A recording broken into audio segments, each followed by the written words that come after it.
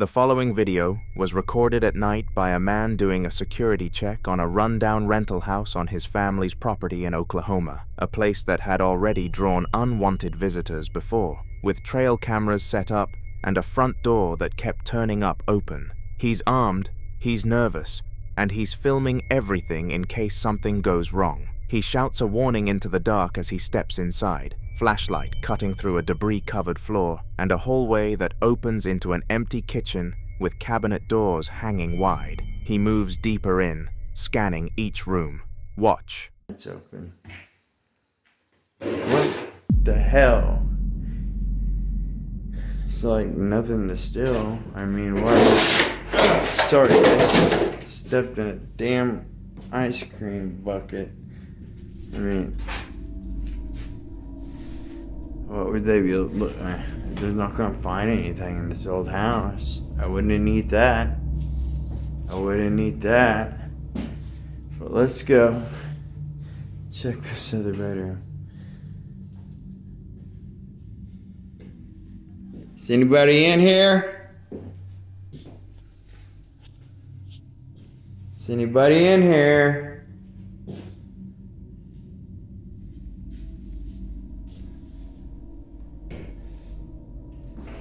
There's an attic.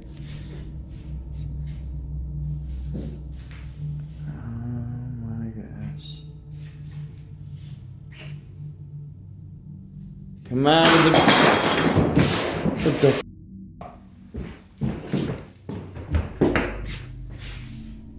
Who did that? Who's in here?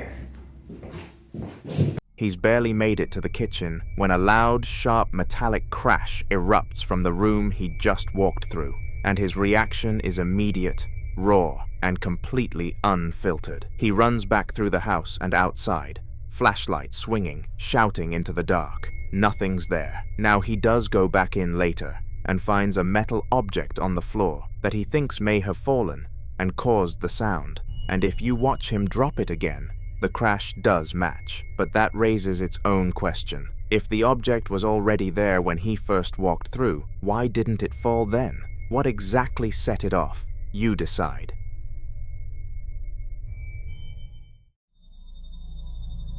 In this next clip, two women are in a hospital room, room 369 to be exact, and something about that room clearly doesn't want to be ignored. You can hear one of them calling out to a colleague almost immediately, saying they need to come down because, in her words, they're experiencing a ghost. The second woman doesn't argue. She just says, "Big time," like this isn't entirely surprising to either of them. What's already happening before any of this is recorded, according to their reactions, has been enough to get them both rattled. Watch. You need to come to 369. Because we're experiencing a ghost. Big time. Literally.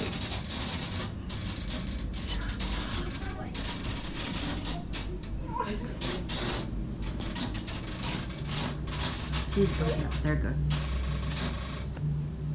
Seriously, come look at this.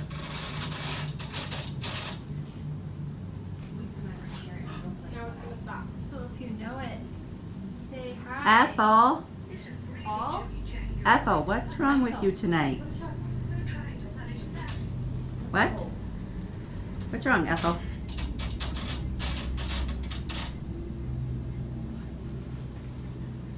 Where is the The hospital room lights cut out and come back on repeatedly, with no one near a switch, while a loud, constant rattling sound fills the entire space. Something that sounds like plastic or metal being shaken aggressively, though the source never comes into frame. Then the television, which was off and dark, powers on by itself, first showing a blue screen before switching to an actual program. One of the women calls out the name Ethel, not once, but several times, speaking to whatever she believes is in the room as though she knows it personally, asking what's wrong with it tonight. That detail is what a lot of viewers found most unsettling, because it suggests this isn't the first time something like this has happened in that room, and that whoever Ethel is, or was, may have a history tied to that specific space. Some believe poltergeist activity of this kind, electronics and lights cycling without cause, points to a concentrated and highly agitated presence. Others think the name alone tells you everything. If you ever walked into a hospital room and the lights started going out on their own, what would you do?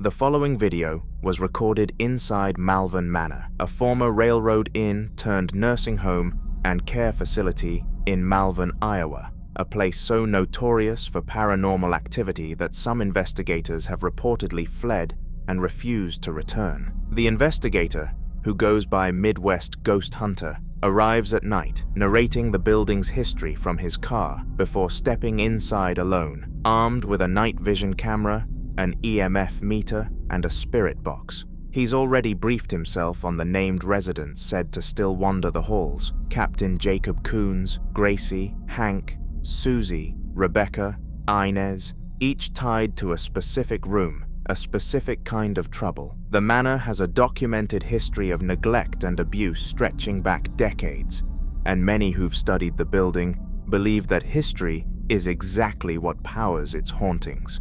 That suffering left behind doesn't simply disappear. The moment he steps through the front door, something makes itself known. Watch. Loud thump. Thumping this wall. Oh God, it just did it again. It seems like whenever I get close to the captain's picture, that thump sound happens. Okay, I'm gonna go up to it a third time. You're gonna thump on the wall again?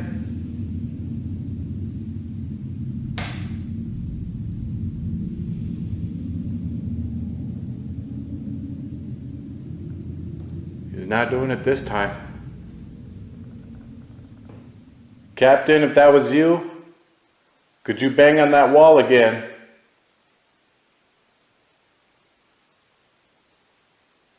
He's not doing it. I don't know. That was weird. I don't know, it could be coincidence. I mean, it is an old building, so it does make noise. But that was pretty loud and profound. I don't really know. Tell me what you guys think in the comments. I don't know. I don't know what to make of that.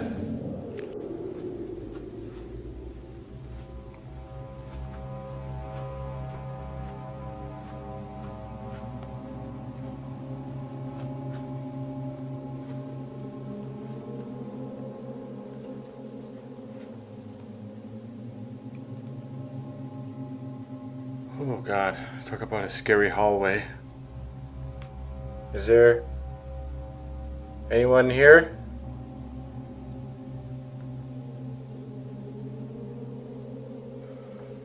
Creepy silence.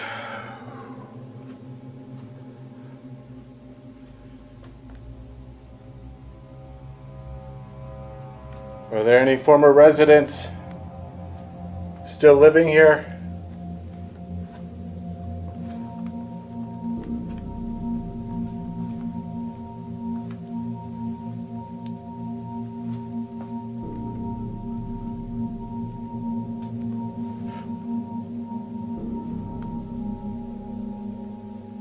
Hello? Oh my God! Oh my God! What you just watched is an investigator moving through a darkened hallway when a dark, human-shaped shadow figure peeks out from a doorway, quick, deliberate, and gone before he can process it. His scream is immediate and uncontrolled. Some viewers think it's classic residual energy, the kind of echo haunting that replays the same motion endlessly, unaware anyone is watching. Others point to the shadow figure tradition in paranormal research, entities described not as the ghost of a specific person, but as a distinct category of presence, something that observes, something that hasn't been adequately named. Skeptics will argue it's a trick of the night vision lens, a compression artifact caught mid-pan. But that explanation gets harder to hold onto when you factor in the two separate loud thuds from the wall by Captain Coons' portrait just minutes earlier, unprompted, while the investigator stood perfectly still.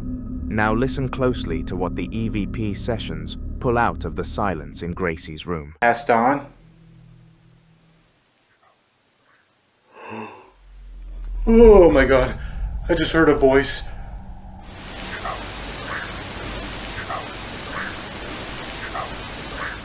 Grace, was that you I just heard?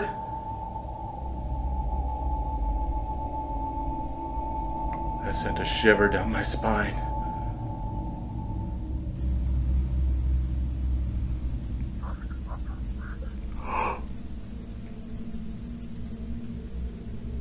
I am hearing her voice. I am hearing her voice in here. It's very faint, but I could definitely hear it.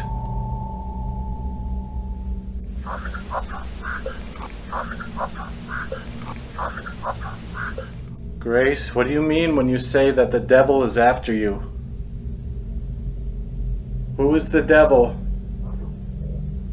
Oh. That was a fucking deep voice. Holy shit.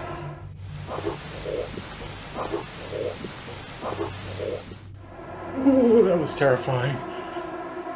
That deep, guttural voice, "I am the one," is what sends him backing out of the room. Before that, a male whisper says, "Get out," answered almost immediately by a female whisper saying, "Stop," as if two separate presences are having a conversation neither one intended him to hear.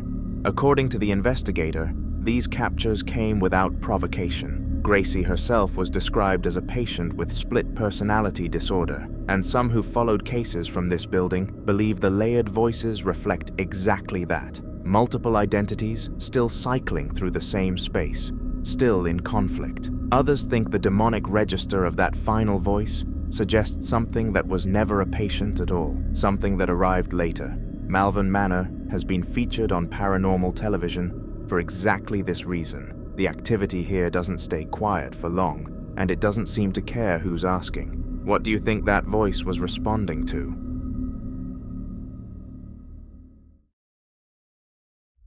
This next video comes from what appears to be the same household across two separate recordings. A home that, based on what's captured, has been dealing with unexplained activity for some time. The first clip was recorded during the day by a man who had noticed something unusual near his daughter's bedroom, close enough that he felt the need to grab his phone and start filming. His daughter is napping in her bed at the time, completely undisturbed, while he moves carefully through the hallway and into her room, keeping his voice low so he doesn't wake her. The room is cluttered with toys, a dollhouse, a toy horse, and a pair of louvered bifold closet doors, one of which is slightly ajar. He checks on her, then turns the camera toward the closet, then back to the sleeping child. Watch.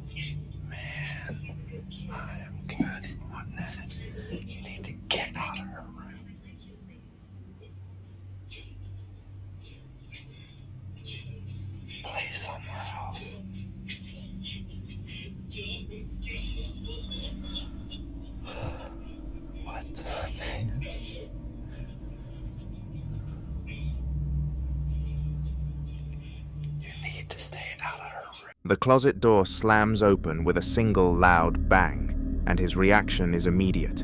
Audible shock, moving to push it shut, then backing out into the hallway. What makes this so hard to dismiss is that the sound is forceful enough to wake anyone. and yet his daughter doesn't stir once. He stands in the doorway afterward, visibly shaken, speaking directly to whatever he believes is in that room, telling it to get out and play somewhere else. Some viewers think the closet door could have been pushed by air pressure or a loose hinge, but others point out how firmly it swings open, not a slow drift, but a sudden, deliberate slam. That's not easily explained. The second recording appears to be from the same home at night. This time the man is moving through a dimly lit hallway lined with Raggedy Ann dolls and a large porcelain clown figure. Watch closely.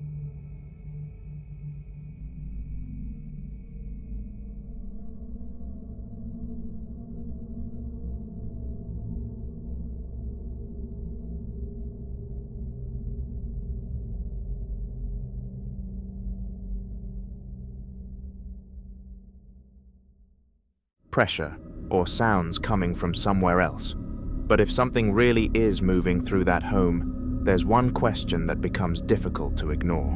Why does it keep happening around the rooms where people are sleeping?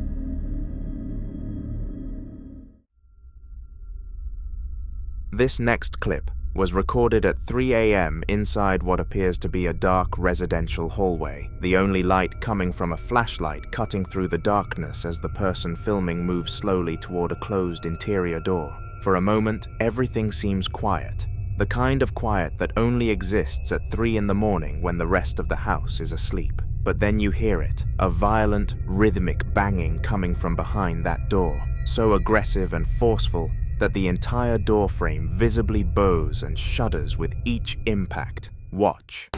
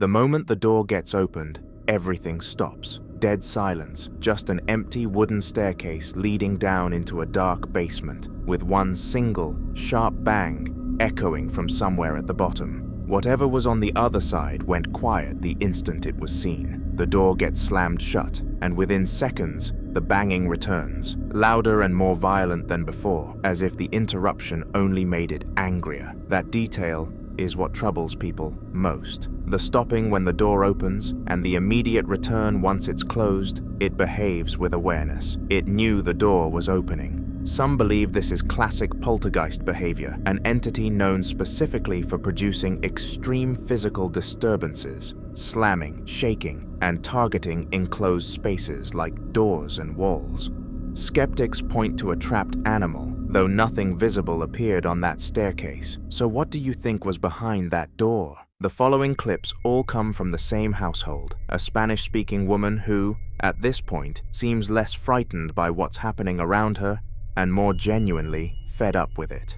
The activity has been building for a while, and she's started filming it, which is both brave and telling, because what she's been capturing is hard to dismiss. In the first clip, she's up late at night waiting for bread to rise when she starts hearing noises coming from the living room. She films herself, announces she's alone, walks through to show the empty room, and then turns back toward the kitchen. Watch. Esperando a que leude el pan, pero se empezaron a escuchar ruidos en la parte del living. Y estoy sola. No hay nadie. Miren. Literalmente no.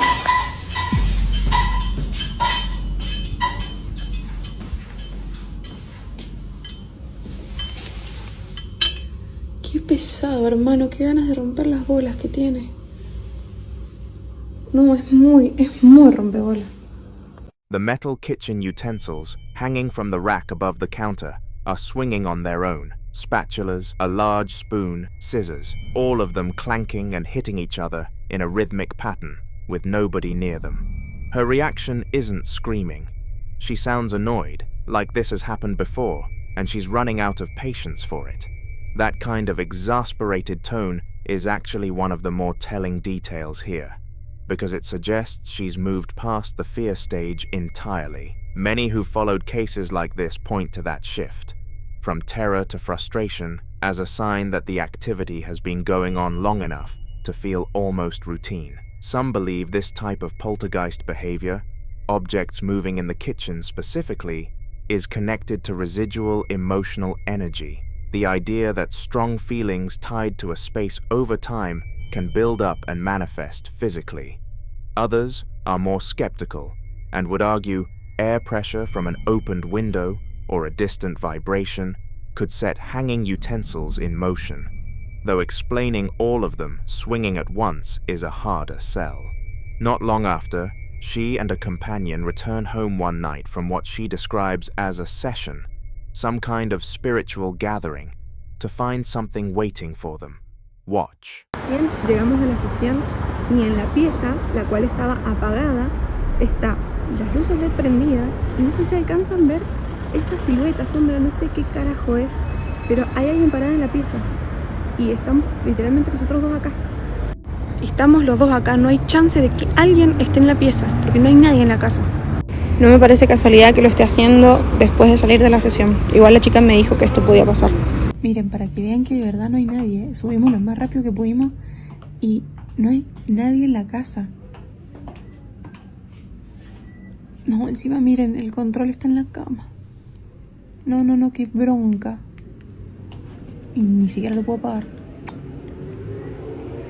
Looking up at the building from the street, one window on an upper floor is glowing a solid red, and inside it, a dark head and shoulders silhouette is visible. But according to her, they're both standing outside on the street, and no one else has a key. There's another detail that many viewers missed on their first watch. Near the lower portion of the illuminated window, a much smaller figure, roughly the size of a young child or baby, appears to be present as well. When she switches on a light while continuing to film, the smaller shape briefly becomes reflected in the window, making it appear even more defined before disappearing into the glare. Whether those silhouettes were nothing more than reflections layered across the window, or whether someone, or something, was already inside the apartment waiting for them, is a question the footage never answers. In the next clip, she's in her bedroom during the day, starting to talk into her phone, when something off-camera catches her attention and she stops mid-sentence. Listen closely. Buenas, ¿Qué hincha huevo? ¿Qué es, por favor? No, que rompebola. The bedroom door, which had been fully open, slams shut on its own with serious force, while she's standing in the next room watching it. No one is near it. Same house, same woman, same reaction. It's almost like she's dealing with a recurring presence that knows how to get on her nerves. That pattern of minor but deliberate disturbances, things chosen for their noise or their disruption, rather than their danger, lines up with what's often described as low-level intelligent haunting, activity that's reactive rather than random. The bedroom activity doesn't stop there. A static camera left on overnight in the same room, this time with another person in the bed, catches two separate things happening without anyone noticing. Watch closely. Llegar como que ya con eso. No, me dice, mira, esto es algo serio, tengo que hacer. Bueno, adivina dónde terminó yendo. Claro. A mi casa, porque obviamente que al garchadero yo, mira, mis ángeles guías en el garchadero, no. No pasó, no, está bien, está bien. Y ahora, bueno, como a mí no me puedo hacer rezos la media hora, a estar rezando. Claro, en el garchadero. En el garchadero. Bueno, que es el espacio de mi casa, el espacio devocional. No, pero escúchame, porque el garchadero es así. Sí, pero es comodísimo, tiene una cama, tiene todo lo que se necesita. Ya, se puede acostar. Lo que no se puede. If you focus on the mirror, what appears to be a dark figure briefly passes through the reflection before disappearing. No one in the room reacts, and there's nothing visible in the bedroom itself that clearly accounts for the movement. The mirror immediately became the center of the discussion. In many paranormal traditions, mirrors are believed to be more than ordinary household objects. Folklore from several cultures describes them as symbolic gateways or bridges through which spirits or negative entities can manifest. For that reason, some spiritual practitioners specifically advise against placing mirrors directly opposite or in front of a bed, believing they can encourage unwanted paranormal activity. Some even warn that simply covering a mirror isn't enough, claiming that whatever is attached to it could uncover the covering or continue to use it regardless. There is, however, no scientific evidence supporting these beliefs, and many people regard them purely as cultural folklore. But according to the person sharing these clips, that wasn't the only time something appeared in the room. On another night, the same bedroom is once again being recorded by a static camera while she sleeps peacefully, completely unaware that anything unusual is happening. Watch.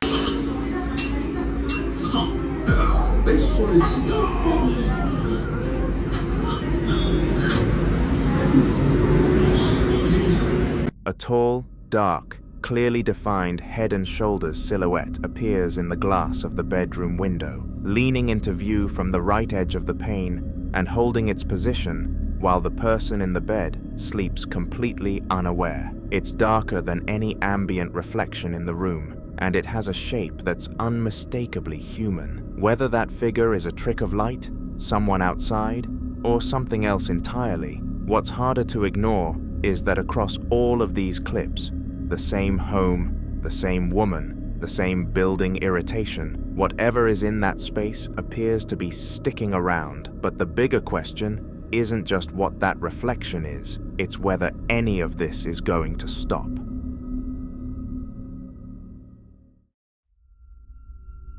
Now in this next clip, a woman in Florida is home alone on what looks like an ordinary afternoon. Daylight streaming through the windows, her little dog Tula sitting calmly on the stairs, when she starts hearing something she can't explain. A music box melody, high-pitched and tinkling, playing clearly from somewhere inside the house. No one else is home. She picks up her phone and starts moving through the hallway, searching. Listen closely.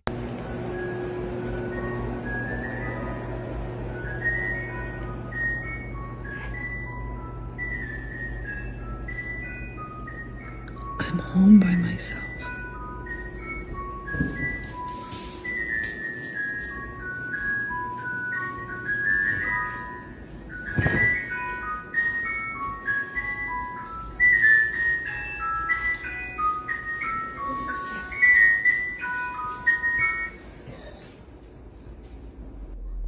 No, I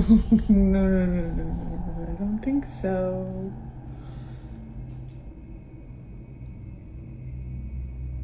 Tula, what was that?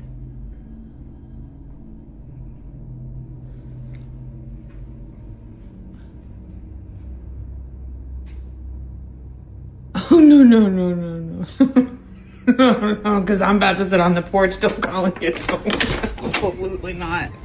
The music plays for nearly half a minute before cutting off mid-melody, not fading, not winding down, just stopping. And that alone is unsettling. She checks every corner of the room, asks her dog Tula what it was, finds nothing that could account for it. No toy, no device, nothing. Music boxes aren't supposed to start on their own. And they're not supposed to stop like that either, mid-note, as if something decided it was done. Some viewers think a spirit was making itself known, drawn to the familiar comfort of a child's melody. Others suggest an attachment to the holiday decorations or the home itself. She doesn't wait around to find out. By the end of the clip, she's already unlocking the front door. So what do you think was playing that music, and why did it stop the second she got close enough to find it?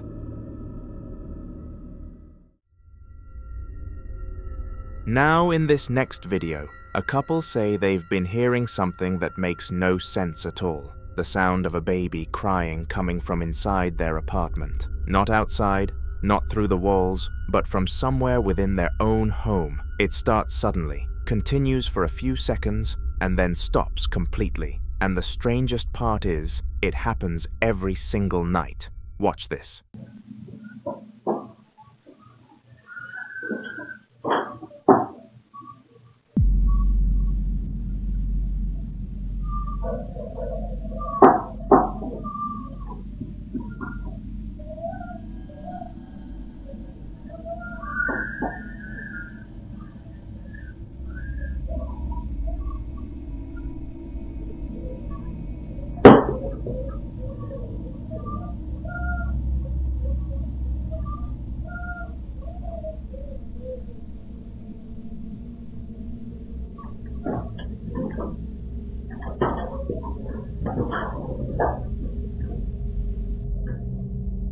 Hey. Yeah. Did you hear baby crying? No, I just opened the door. Oh, I thought that's why you opened the door. I heard it crying a long time in here.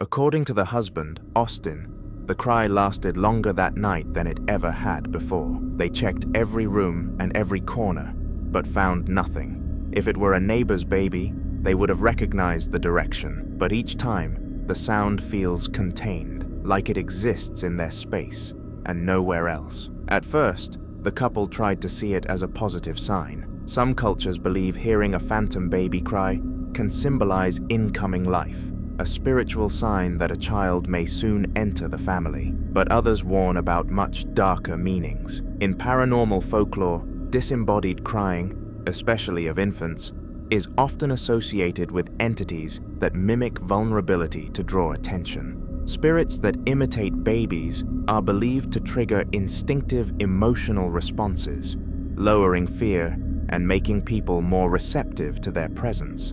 There's also the unsettling connection to stories like La Llorona, an entity known for using the sound of crying children to lure people closer. But what unsettles this couple the most isn't just the crying, it's the fact that it happens at the same time, every single night. So should they see it as a hopeful sign or a warning? I'd love to hear your thoughts on this one.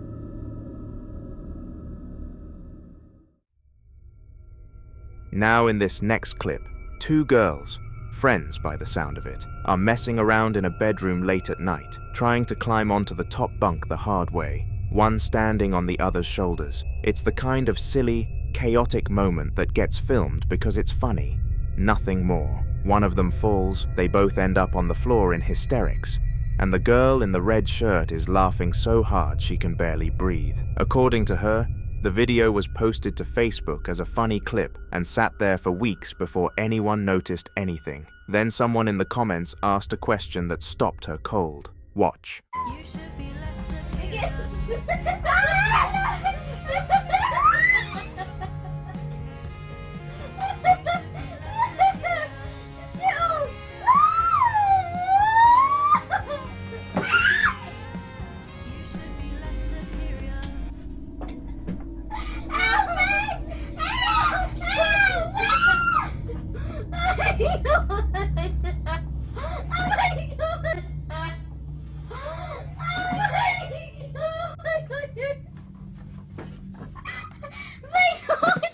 Right there, a pale, slender hand with noticeably long fingers reaches out from behind her left shoulder, grips the lower rail of the bunk bed, and then pulls back out of sight. Neither girl reacts. They couldn't have. According to her, neither of them even knew it was there until someone pointed it out weeks later.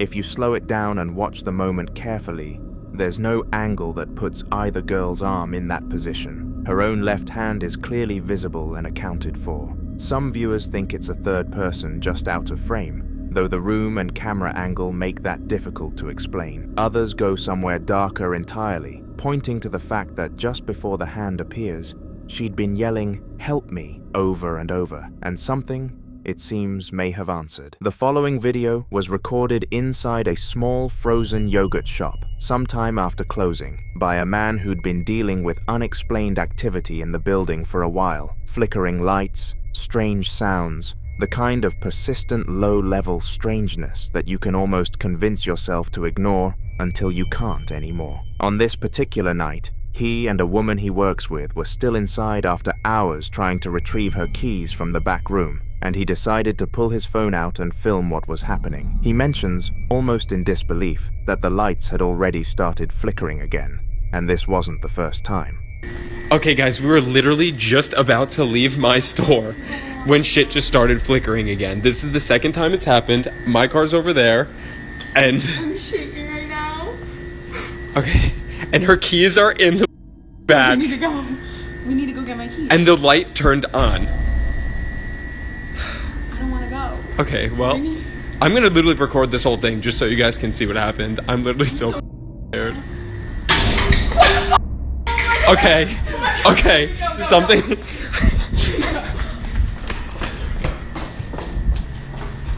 The bathroom light's on too. Bro, why are my keys on the floor? They were not there. Like, I deadass put them on the desk. Like, oh my god. What the hell? This is literally insane. The crash erupts out of nowhere from somewhere deeper in the building. No visible source, no explanation, and what follows is pure chaos. Both of them sprinting toward the back office in a full panic. But then they find her keys lying on the floor. She's insistent that she left them on the desk, and the man confirms he didn't see them there either. That alone is unsettling. Displaced objects are one of the most commonly reported signs of poltergeist-type activity. The kind of presence that doesn't just make noise, but physically interacts with the environment, moving things deliberately, as if to be noticed. Then, it got worse. The second clip picks up shortly after, with the two of them still inside, watching the security monitors in the back office while the cameras around the store continue to flicker. They decide they need to leave. They're already nearly an hour past closing. And as they make their way toward the exit, something comes flying out of the darkness right past the camera. Watch. Okay guys, we've been sitting in the back for like 20 minutes now, and we're just watching the cameras, and stuff is still flickering and going on, but nothing happened back here, and we need to go home, and this is so freaking terrifying. We're 50 minutes past our shift because of this shit. We closed at 10, so we need to like...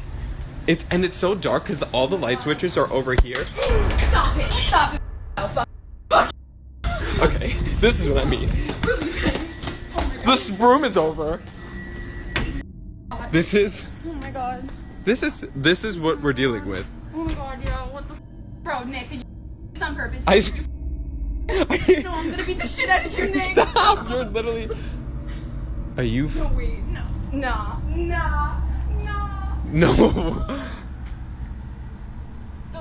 We literally looked away for like 2 seconds. You can see it cut through the frame before clattering off screen, and both of them bolt straight for the door. The nervous laughter outside is the kind that comes when you're too shaken to process what just happened any other way. But the most unsettling detail comes when he turns the camera back through the glass front door. Two metal chairs that were upright moments earlier are now tipped over on the floor, and neither of them touched them. He says he only looked away for a few seconds. Poltergeist cases like this one tend to follow a pattern where the activity doesn't just repeat, it escalates, becoming more physical and more direct over time, as though whatever is present is testing how much it can do before someone finally leaves. He says he's planning to do an overnight stay to try to make contact. What do you think will happen if he does?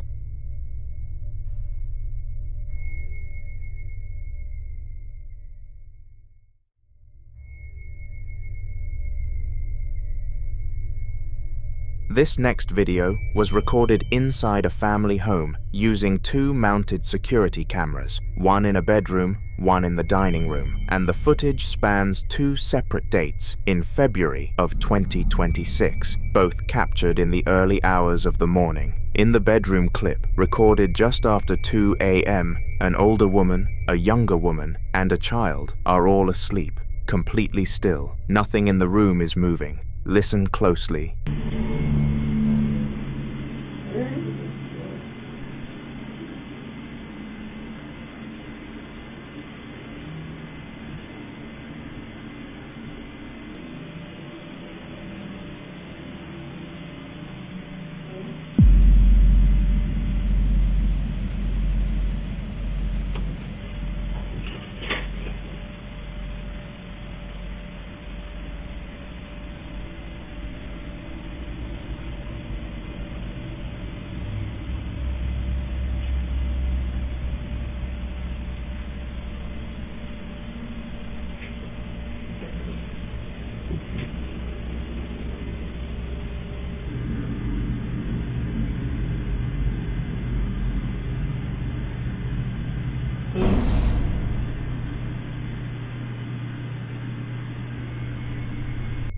A quiet, disembodied male-sounding voice is heard whispering a name, Naneng, into a room where everyone is asleep. Then in the dining room, footage recorded just after 5 a.m., the same kind of voice speaks again in an empty room, saying the name Len, seconds before a teenage girl walks out of a hallway door on her own. And back in the bedroom, at the exact same timestamp, the voice speaks once more, this time with what sounds like a questioning inflection, calling out while the entire family remains completely unconscious. So if you listen carefully, something is calling their names, and not one of them heard it.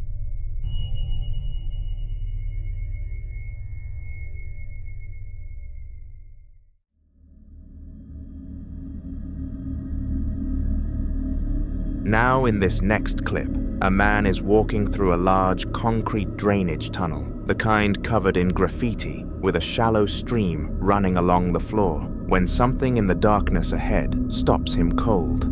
He'd gone in alone, recording on his phone, moving through the echoing pipe with nothing but the ambient glow of his camera lighting the way. The tunnel stretched ahead of him, dark and narrow, and for a moment everything seemed quiet. Then, at around the 15-second mark, a sharp metallic clicking sound echoes out from somewhere deep in the darkness. He stops walking. He calls out, "Watch."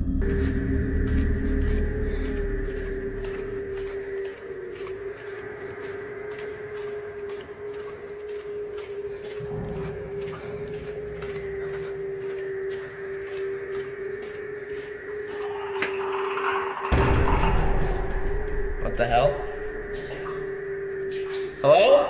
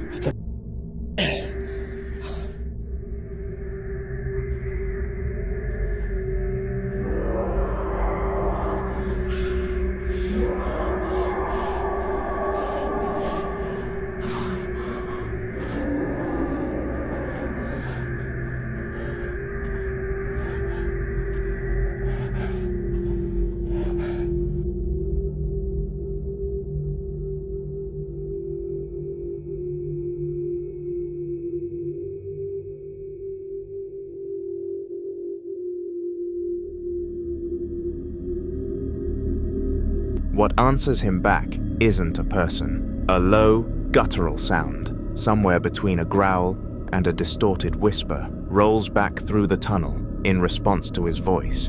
And then, as his eyes adjust to the darkness, you can make out the shape standing at the far end. Tall, impossibly thin, 2 points of white light where the eyes should be. The enhanced replay at the end makes it even harder to dismiss. The figure's limbs are long and spindly, its skin pale and gaunt, and it stands completely motionless right up until the moment it lunges and lets out a sustained, piercing shriek that sounds nothing like a human being. He runs. A lot of viewers immediately called it a crawler, a modern internet label for pale, thin, humanoid figures, reported in isolated tunnels and underground spaces, usually described by their unnatural proportions and the way they move. Others think the glowing eyes point to something else entirely, something that doesn't fit neatly into any category. Skeptics argue it could be a person with a torch, but that explanation gets harder to hold onto when you hear what came out of that tunnel. So what exactly was standing in the dark, waiting?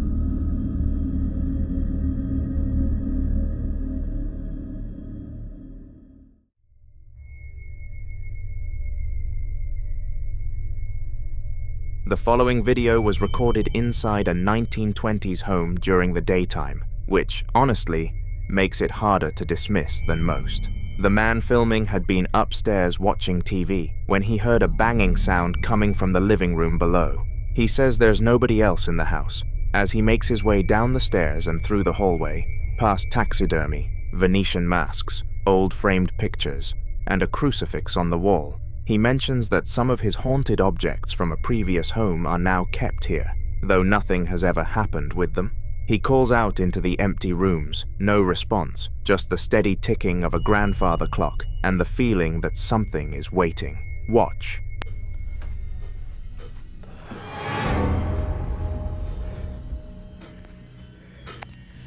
It's banging in the living room. There's nobody else in the house. I've just been upstairs watching TV. Some of my old haunted objects from the old house are in here, but nothing's ever happened. Hello? Hello? Oh! Whoa! Shit. Oh my god. What? What the hell? Whoa, I'm not staying in there. Oh my god. Oh, it's even colder in here. What is that noise? Hello?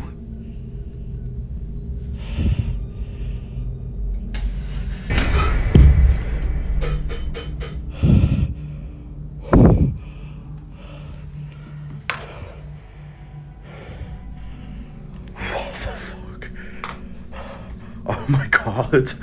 Well, it looks like my objects are back at it again, doesn't it?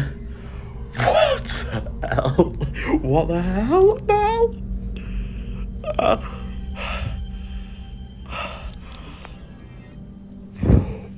I am getting out of here.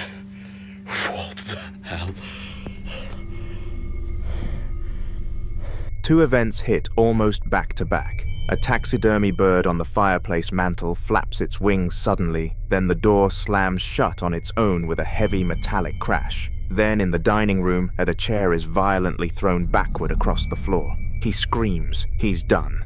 If you look at how quickly these events escalate, bird, door, chair, all within about a minute, it fits a pattern that paranormal researchers often describe as poltergeist behavior, where physical objects are moved or thrown with what seems like deliberate, escalating force. The term poltergeist comes from the German for noisy ghost, and what makes these cases distinct is the physical aggression, not just shadows or sounds, but objects acting against gravity. Skeptics will say the taxidermy bird could be mechanical, that the door and chair could be rigged, but his reaction, the shaky hands, the swearing, the decision to just leave, that's difficult to fake convincingly. He even notes a second chair had shifted by the time he looked back. So what set it all off?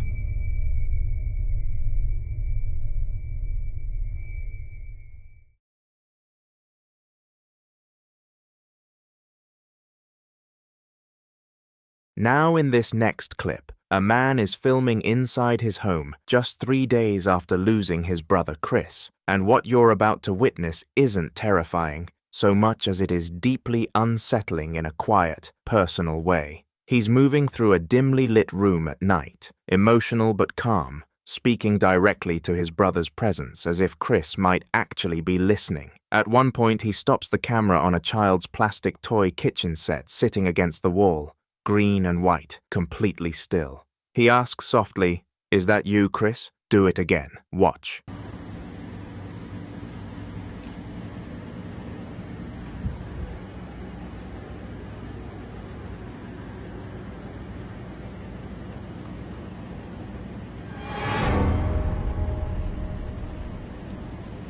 That's you, Chris. Do it again.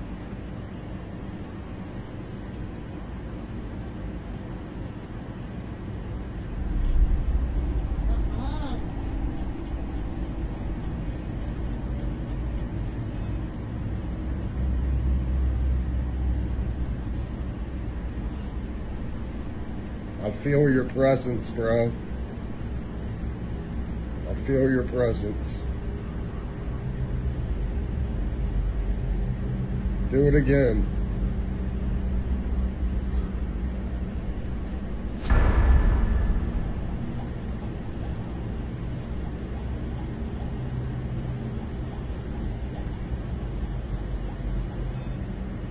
Holy shitballs. What did I miss? The burner on the toy stove lights up with a flashing red glow and emits an electronic sizzling sound. Then, after it goes quiet, he says it again. Do it again, and the toy activates a second time, this time playing a completely different sound sequence. Many people who've experienced grief report moments exactly like this one, where an object associated with family or routine seems to respond at just the right moment. Others think the timing is too precise to dismiss. You decide.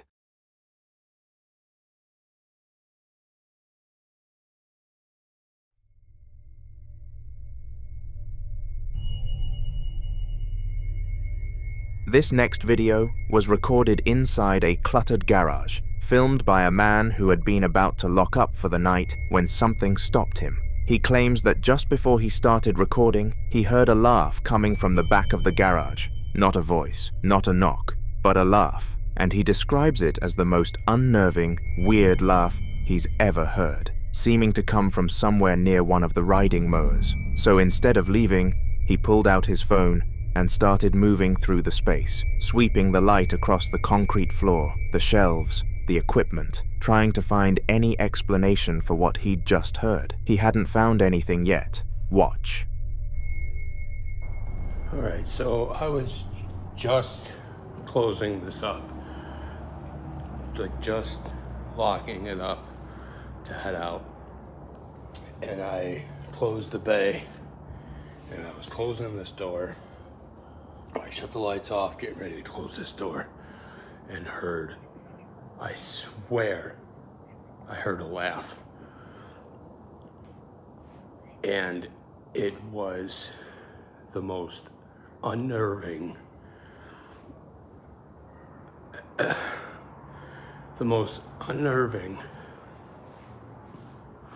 and it was such a weird laugh. It sounded like it was coming from that back mower, like something was sitting on that back mower.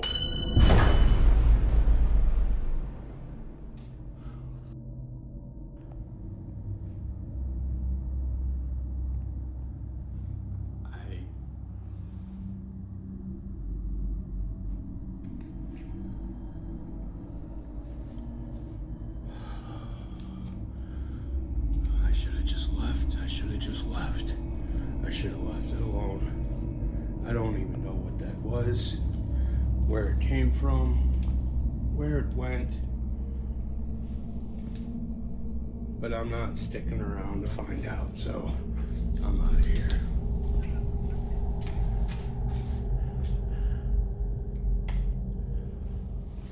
Screw this. I'm out of here. I am not sticking around.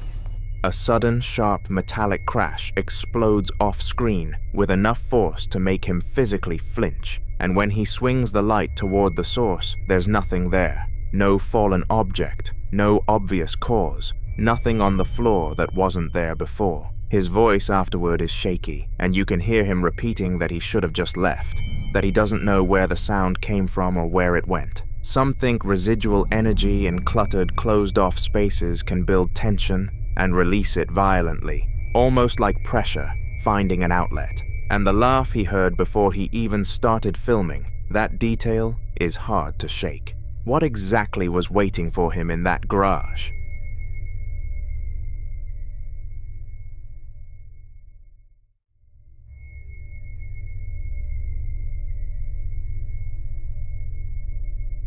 This next clip was recorded by a woman at night, sitting in her car, describing something she'd witnessed inside her home. And what makes it so hard to dismiss is the detail she kept coming back to. She explains that on the same day she played Surah al-Baqarah, one of the most protective recitations in Islamic tradition, through the house, she passed by her children's room and noticed one of the toys doing something she couldn't explain.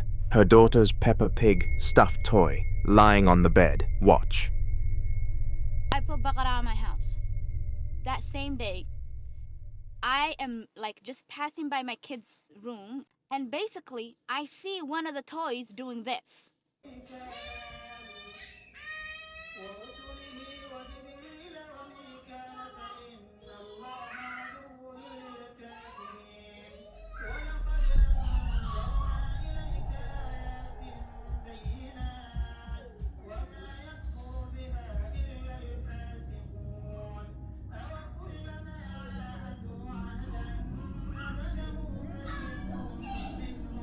Now, when I first saw it, I thought, are you really seeing things? Because ain't no way that thing is moving its eyes.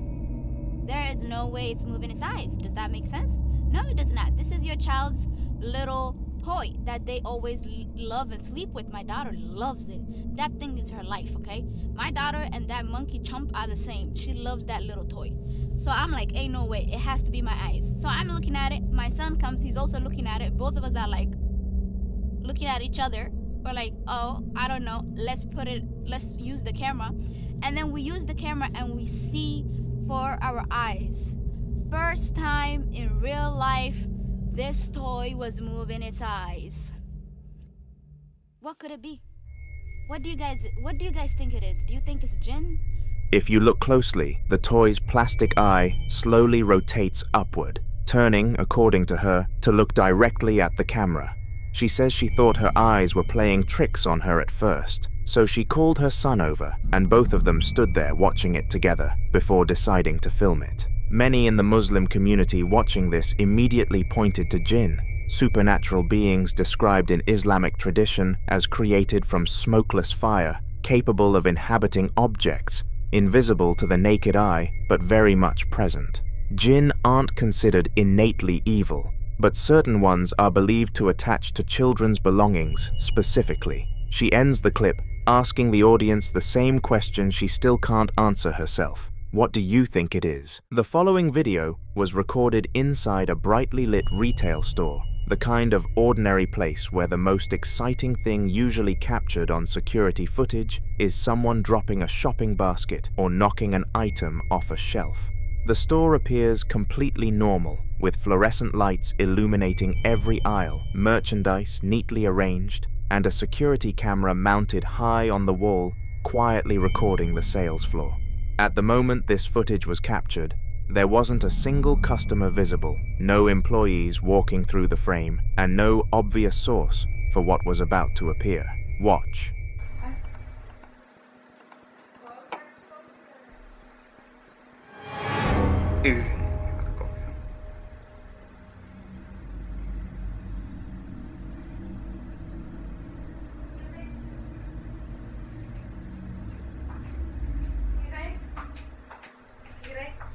A dark, semi-transparent mass, vaguely upright, vaguely human in shape, materializes, and then simply dissolves into nothing by the time it reaches the edge of the frame. You can even hear the moment it registers with the people watching the monitor. A man's voice cutting through the ambient noise in what sounds like Bulgarian, roughly translating to, "Whoa, what is that, man?" Pure shock, completely unrehearsed. Some believe shadow figures like this one are drawn to places with heavy foot traffic, absorbing residual energy from the people who pass through daily. Others think the bright fluorescent lighting actually makes this harder to dismiss as a trick of the light. So what exactly was gliding through that store?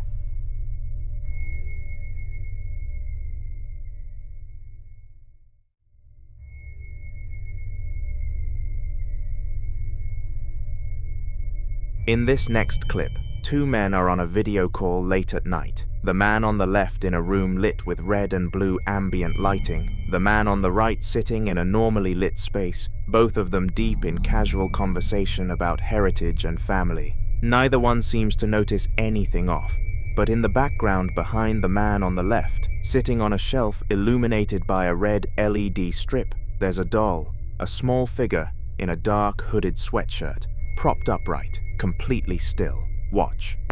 Y'all have Irish and Indian? Yeah. Damn. Yeah, I don't know. She's saying braids or what? Oh, she probably meant to put braids or dreads.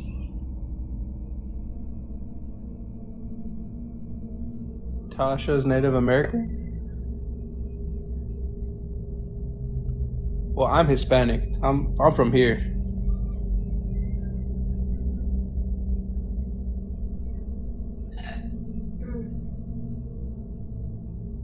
Is he paused? Yeah. While both men are mid-conversation, the doll moves, and the whole thing lasts barely a second. Neither man reacts, because neither man sees it. What makes this harder to explain is the angle. You'd need something hidden directly beneath that shelf to produce that kind of isolated movement, and nothing visible in the frame suggests that's possible. Some viewers immediately pointed to the idea of a haunted or attached object, a concept that appears across dozens of cultural traditions, where a spirit is said to anchor itself to a physical item rather than a place. Others think it's a trick of the recording. You decide.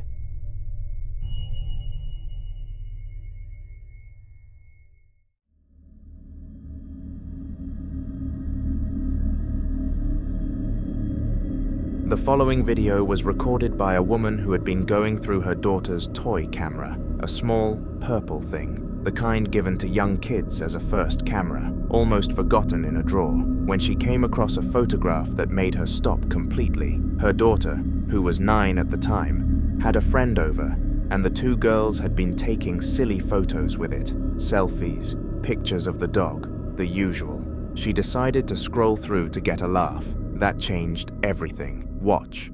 God damn. Oh my God, what is that? Oh my God, what is that? The photograph on that tiny screen shows a tall, dark, entirely humanoid figure standing next to a reddish-brown cabinet in her kitchen. It's almost a complete silhouette. No clear features, no defined limbs, just a solid black shape that reaches well above the cabinet. In the days that followed, she sat down and recorded a longer explanation, because the more she thought about it, the less sense it made. Watch closely. Okay, so a little explanation on that video that I just uploaded of the photo. So my daughter had a friend over yesterday, and they found a little camera, like little, like it's like this big, that was given to her for Christmas a couple years ago. Not by us, by like a family member, and she got it when she was like 5, so it's been in their house for a long time. She doesn't really use it. She plays around with it sometimes. Anyway, so they found it and they were just taking photos, and so I decided to look at the photos today to laugh to see like what silly photos 9-year-olds take of themselves, you know. And I'm scrolling through and there's like cute selfies, like them playing outside and picture of the dog. And then there's that photo. And I go back and forth between that photo and the other photos. There's no like other photos of the kitchen or anything like that. It's literally just, there's only that one photo from our kitchen. Yeah. So I'm gonna upload that photo tonight onto my computer to take a look at what that photo could possibly be, because it really makes no sense. My daughter's at school right now, so I haven't asked her what it could be. Who knows, it could be them playing around, but it looks tall for them. It's short for me. If you compare it in the doorway, it looks like it could be about 5 foot something, but who knows, I'm terrible. I don't really know. I'm just pulling a number out of my ass. So yeah, fun times. Oh, and I wanted to say the date at the bottom. The date in the camera is incorrect. So I don't know why it says like 2019, but it was taken. Those photos were taken yesterday, unless it's 2019. But they were taken yesterday. The picture. Yesterday, so I'm scrolling, and I'm like, what is that? What the is that? Like, what is that? That's right here.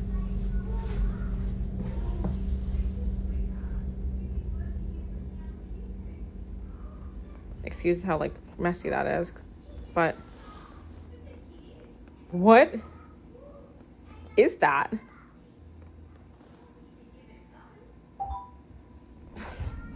She walks through everything. The girls were 9, so it couldn't have been them. And the figure looks too short to be a normal adult in that specific doorway, somewhere around 5 feet tall by her estimate. There are no other photos of the kitchen taken that day, just that one. And then she does something that really lands hard. She holds the toy camera up in the actual spot where the photo was taken, comparing the image on the screen to the real empty room in front of her, and the red cabinet is right there, exactly where it is in the photo. But whatever was standing beside it is gone. Some viewers think it could be a shadow person, a term used in paranormal communities to describe dark, featureless humanoid shapes that appear without explanation and seem to observe without interacting. Others are more skeptical, pointing to pareidolia or the low resolution of a child's camera creating shapes where none exist. But the detail that's hardest to explain away is that there are no other kitchen photos, no accidental shots, no blurry test frames, just one image, and something standing in it that shouldn't be there. So what was standing in that kitchen while 2 9-year-old girls played nearby? And why is there only one photo to show for it?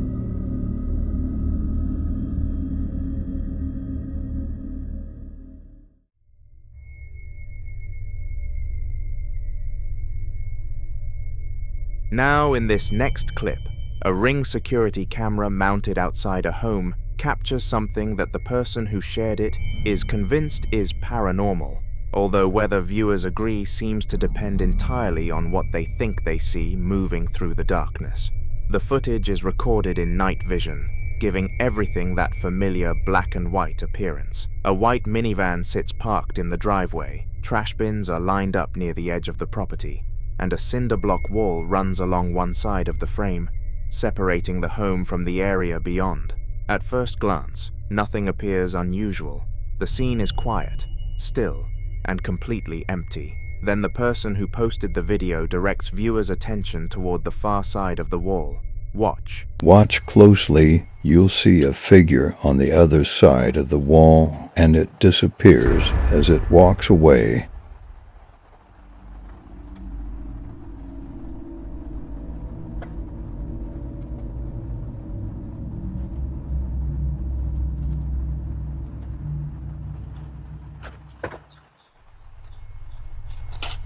A figure can be seen walking beyond the wall, moving steadily through the darkness before seemingly disappearing from sight. According to the homeowner, this is where things become difficult to explain, because they claim the property sits very close to a cemetery, a detail that immediately fueled paranormal speculation in the comments.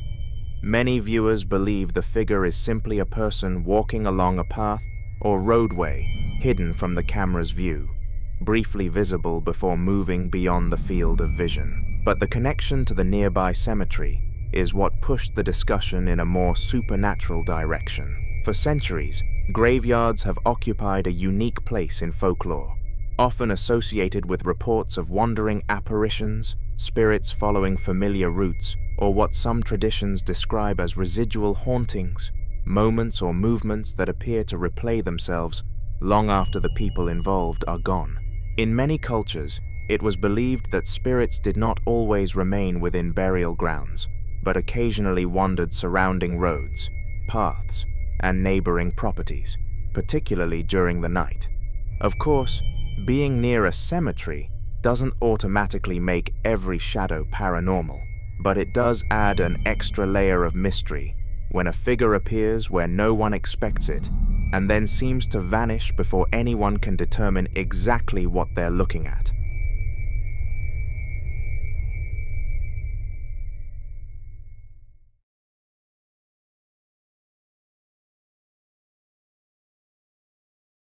Now, in this next clip, a man is alone in a dark room, the only light coming from the screen of his own phone, when something begins making itself known from inside the furniture directly in front of him. He doesn't know what's causing it. Watch.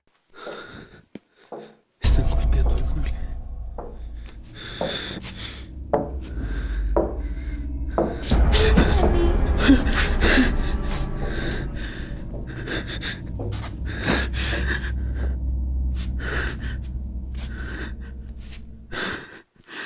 The knocking is loud, rhythmic, and deliberate, striking the wooden console in a steady pattern. But the most terrifying thing is the eye he saw.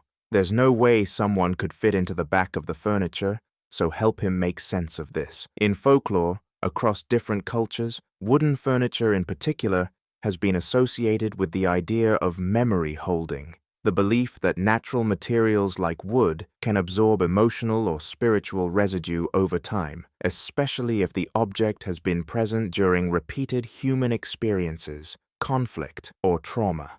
Until more updates are shared, this remains a mystery.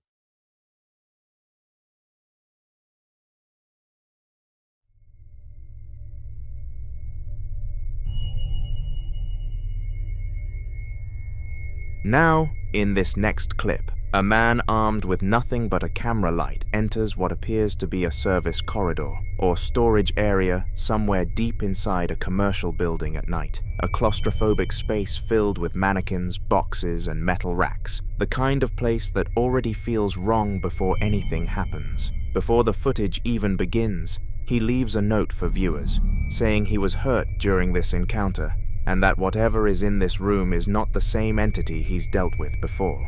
That detail alone changes how you watch everything that follows. He moves down a long, narrow hallway, metallic sounds already banging rhythmically around him, and before he pushes open a dark storage room door, you can hear him whisper, "Please, protect me, God." That's not the kind of thing you say for the camera. Watch. I was hurt during this encounter.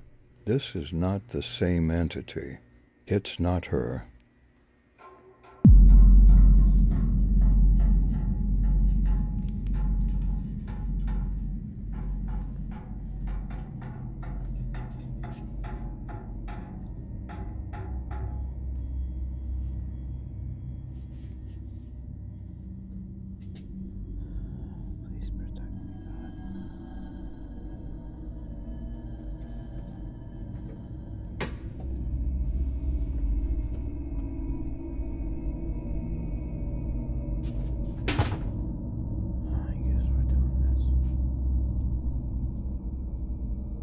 Hello?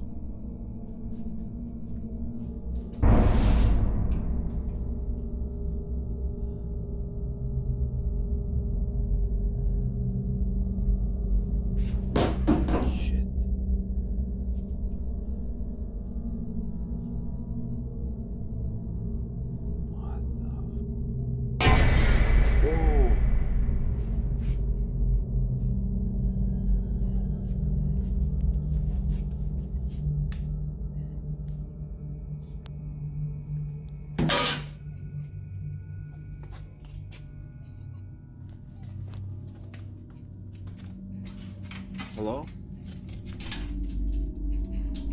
Who's there?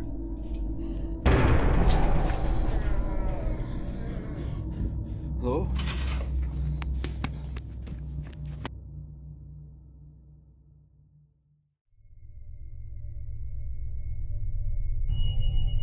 Beneath the chaos, faint but unmistakable, you can hear the sound of a woman crying, soft, sorrowful, heartbreaking, and it continues through several of the crashes, as though something in that room is grieving, while another thing is tearing the place apart. A deep, guttural, distorted voice begins to speak, and then the camera is jolted violently, the audio descending into a scuffle of grunts and clattering before the footage cuts off with the lens pointing at the floor. Some viewers believe what he encountered was two separate presences, one sorrowful, the entity he described as her, and one aggressive, something far more volatile that he specifically warned wasn't the same. In demonology, that kind of split is sometimes referred to as an oppressor and a residual, one presence attached to grief, one attached to violence, occupying the same space. Others watching the footage focus on the escalating pattern of events. Skeptics argue the tight, cluttered space could explain shifting objects, but the crying voice and the distorted growl aren't things you typically explain away.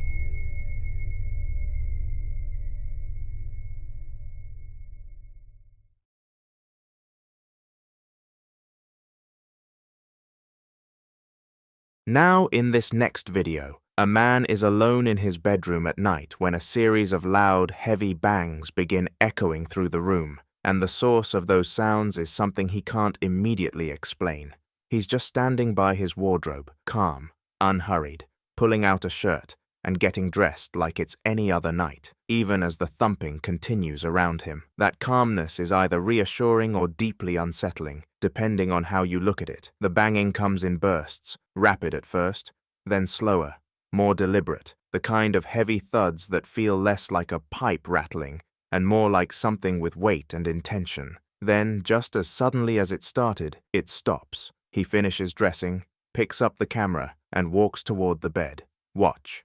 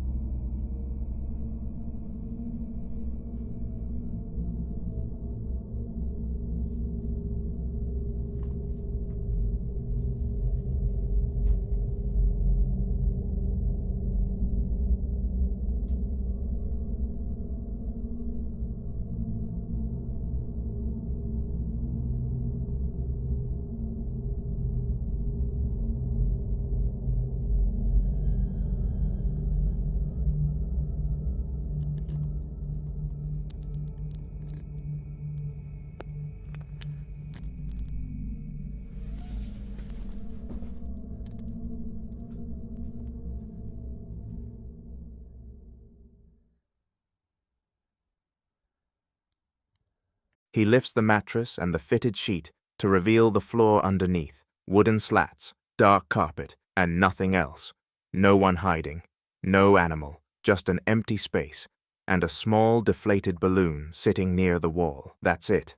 And yet those bangs were loud, rhythmic, and close, the kind of sounds that vibrate through a room rather than filter in from somewhere far away. And if there's one detail that keeps pulling people back to this clip, it's that small, deflated balloon sitting alone in the head of a doll on his bed.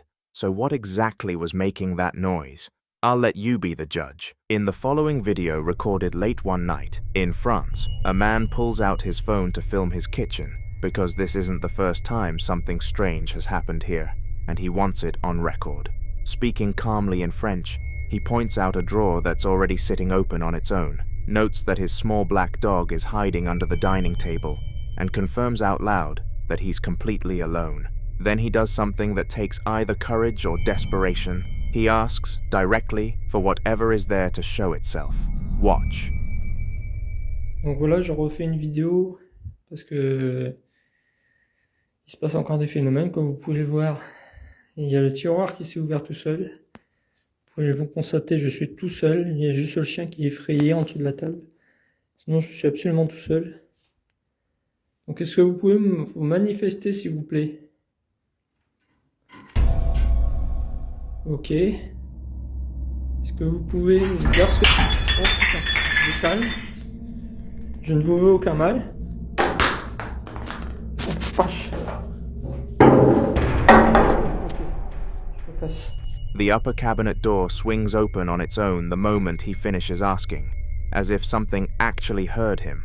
Before he can even process it, 2 metal shakers are violently hurled from near the refrigerator and clatter hard across the linoleum floor.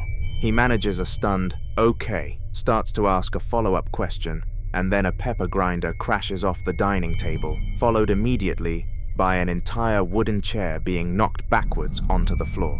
You can hear his voice go from measured to genuinely frightened in under 30 seconds. His dog never moved from under the table. What makes this so hard to dismiss is the sequence, not one random event, but 4 separate disturbances in under a minute, each one more forceful than the last.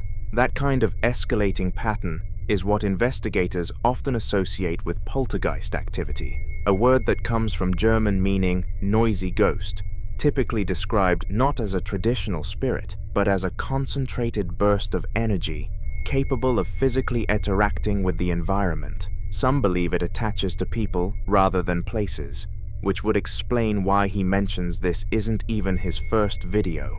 Others think the moment he issued that invitation, asking it to manifest, he changed the nature of the interaction entirely. Whether that was brave or reckless, only he can say.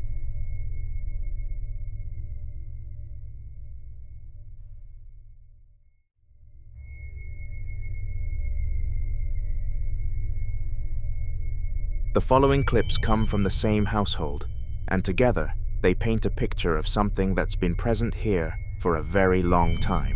During the day, while natural light poured in through the bedroom windows, 2 young girls set up a camera aimed directly at a set of closed white double doors at the end of the hallway. No one else was in the house, no windows were open, nothing was running nearby that could account for what happened next. The hallway stayed completely quiet for nearly 2 full minutes. Watch. If you can shut the doors. Go sit down. Okay, so you know we're staying. Can you please shut the doors? Can I show it so you can see that it sees? Oh yeah. They're shutting. Oh, there it goes. Yeah, show it so nobody can everybody can see that. Oh wow, nice job. That's really good. Actually, I don't think it's slamming. Guys, he basically. Wait, show it like this so you can see that nobody's pushing the door or something. Okay, can you try opening the doors? If it's too hard, we can help you. Yeah. I'm gonna give you a second to try opening them.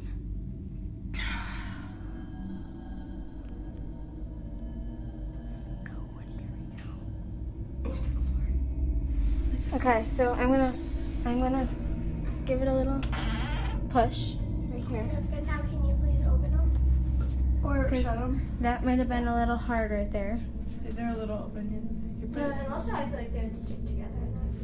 That'd be hard to do it. Can you push it open? I smell really badly. I'm sweating so much. Me too. Me too. Let's shut it. Oh, awesome job.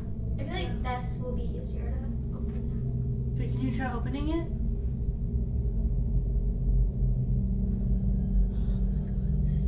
This is the most activity I've ever actually seen because my mom was always the one that saw the activity happening.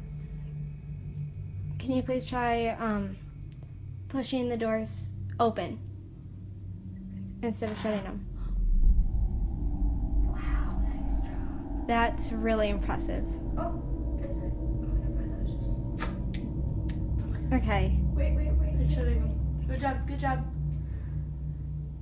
Try keeping one open. Nice job. Okay, guys, let's go downstairs. Okay, we're gonna head downstairs, okay? The left door slowly, silently swings inward on its own. No creak from the hinges, No scraping against the carpet, just a smooth and deliberate movement that stops on its own about a foot open. What makes this harder to dismiss than a simple draft is the silence. Drafts cause doors to rattle, to creak, to drift unevenly. This door moved with the kind of slow, steady purpose that most people associate with something intentional. Skeptics will argue that a fine string or someone just off-frame could explain it, and that's a fair counterpoint.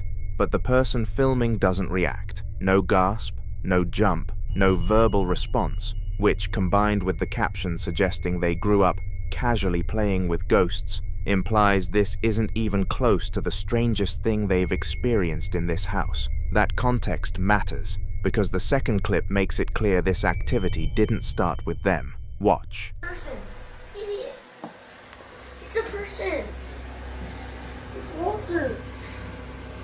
It's a person. It's a guy. Walter is here. Whoever gets Walter. Walter is not good about God. Walter, let's go. He's locked. Stop. At night, in a dim hallway with the same dark patterned carpet, a young boy is caught sleepwalking, shirtless, clutching something to his chest, completely disoriented. But what he's saying is the part that stays with you. He's talking to or about someone named Walter, insisting, "It's a person, it's here," his voice breaking into crying before he says, "He never," and then trails off. His brothers, according to the caption, grew up reporting the same thing, a figure they called a top hat man, appearing at night, connected to episodes of sleepwalking just like this. The Hat Man is one of the most consistently reported figures in sleep paralysis and night terror accounts worldwide. A tall, dark, featureless silhouette wearing a wide-brimmed hat, described by people across completely different cultures and languages with eerie similarity. Many researchers believe the figure represents something experienced in the liminal space between sleep and consciousness. But this child isn't describing a shadow, he's describing a person with a name, Walter.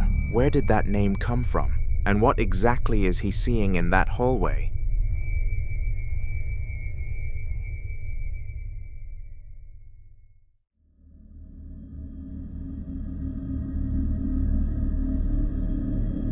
The following video was recorded by a home security camera set up inside what looks like a child's playroom. Toys, a little basketball hoop, posters on the wall, the kind of room that's supposed to feel safe. It's bath time, and a man in a blue t-shirt is moving around the room, doing the usual evening routine, completely unbothered. He steps toward the hallway, comes back, bends down behind the door, and that's when something happens in the space he can no longer see. Watch.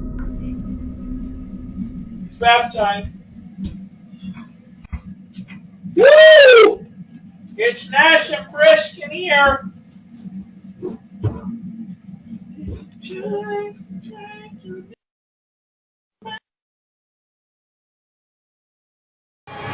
Was that Darla? Who just walked in here? No, someone just walked in here.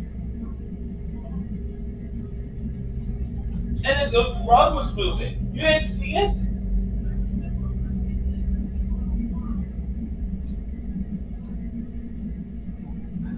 No, I just saw someone walk in here. A dark, low shape darts across the hallway floor in under a second, moving so fast it barely registers. Now, what makes this harder to dismiss is that he caught it himself in real time before anyone reviewed the footage. Shadow people are often described as dark, humanoid forms that move with intent and vanish just as quickly as they appear. And some believe they're drawn to spaces with high emotional or domestic energy. So if you ask him what he saw, he already knows the answer. The camera just barely caught up.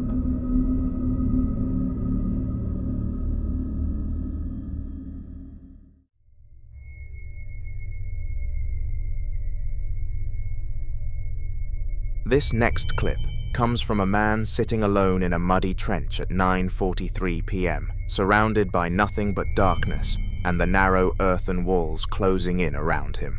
He's speaking in Russian, sounding tired and frustrated, muttering that he still hasn't finished building anything, just a man, a camera light, and the pitch black night above him. Then something out in that darkness answers, "Watch." А я до сих пор ничего не достроил. И тебе привет. Время 21:43. И я нихуя не достроил.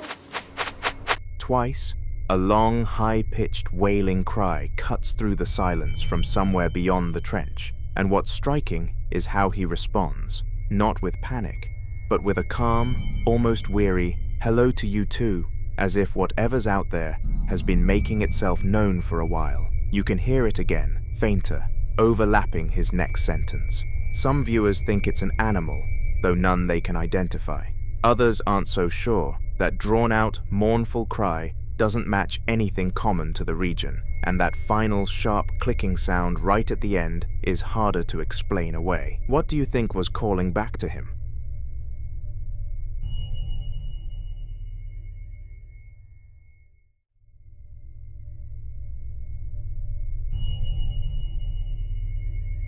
Now in this next clip, a man films himself inside what appears to be a basement crawl space, a narrow passage of cinder block walls, exposed wooden joists, and a dirt floor, barely wide enough to move through. He's down there alone, camera in hand, and within the first few seconds, it's already clear something is very wrong. His breathing is labored and strained, his voice drops to a panicked whisper, and at one point he says, clearly terrified, "I should not have come down here." Something at the far end of that passage has his full attention. Watch. Fuck. Shit. I should not have come down here. Fuck. What the...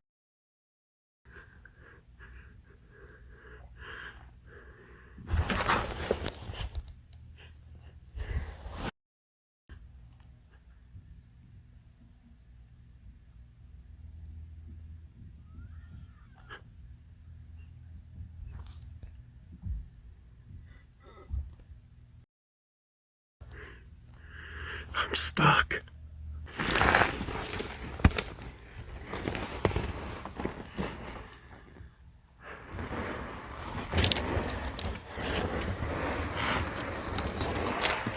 I'm not trying to get out of here.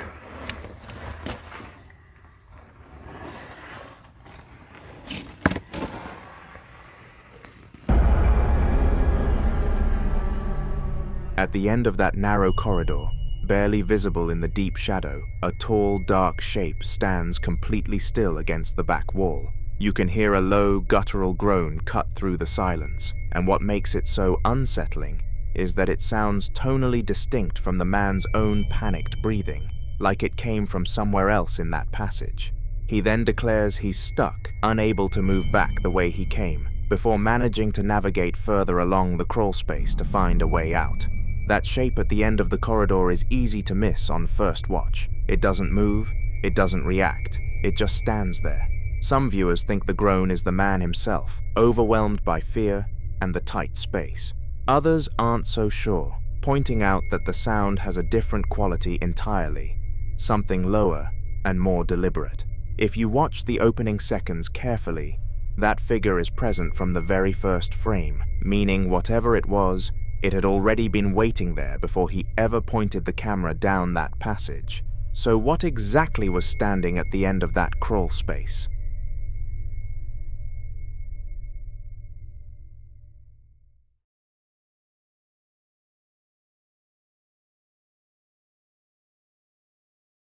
The following video was put together by a man who says his home has been active for a while now, and to prove it, he compiled a few incidents together, including one that he claims has been circulating online already. The footage was recorded at night, inside what appears to be a lived-in home decorated for Christmas, and from the very first seconds, something feels off. Watch.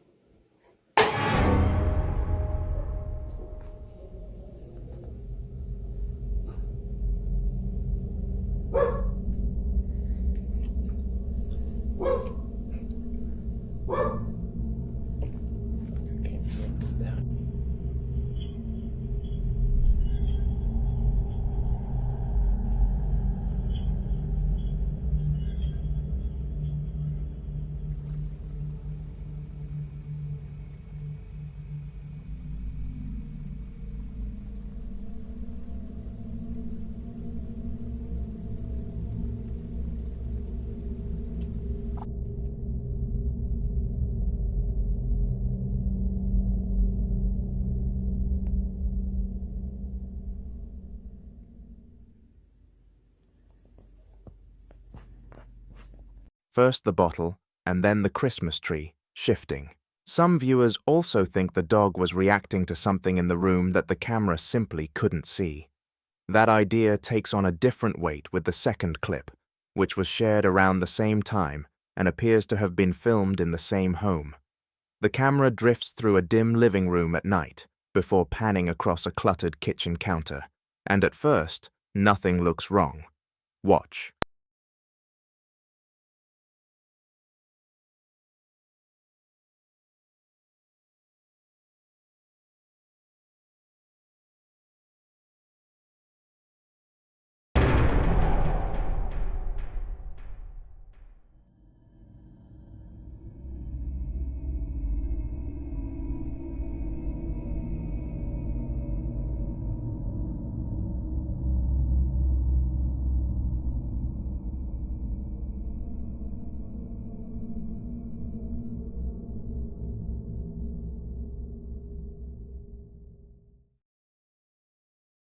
If you look closely, the magnet moved, but some viewers also mentioned that they saw a pale, semi-transparent face slowly materialize before it fades as the camera angle shifts. Some believe this is a case of pareidolia, the brain finding a face in random shadows and textures, but others aren't so easily convinced, especially because it's not so clear and easy to see.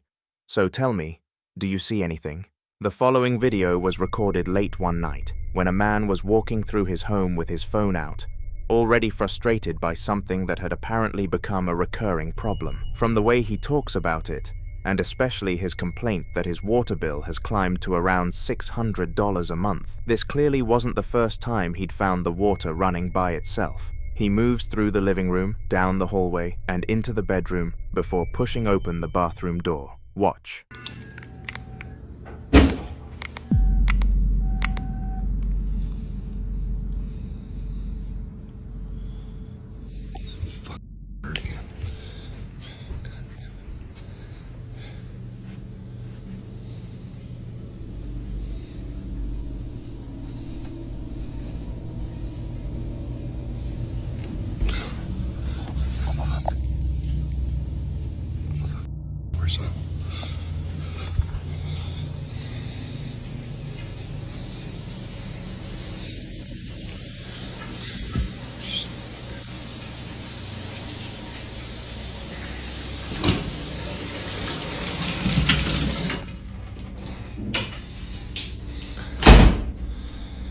Why my water bill's $600 a month.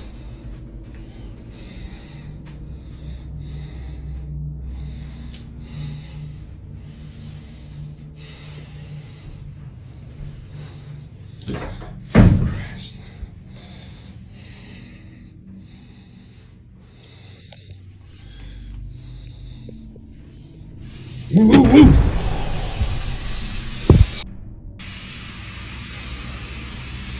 Good. Oh, I'm standing right here.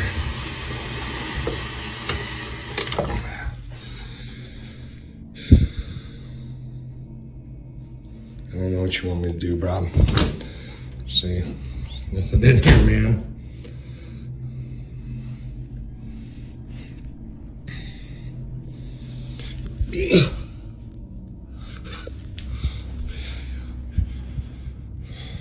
Nothing.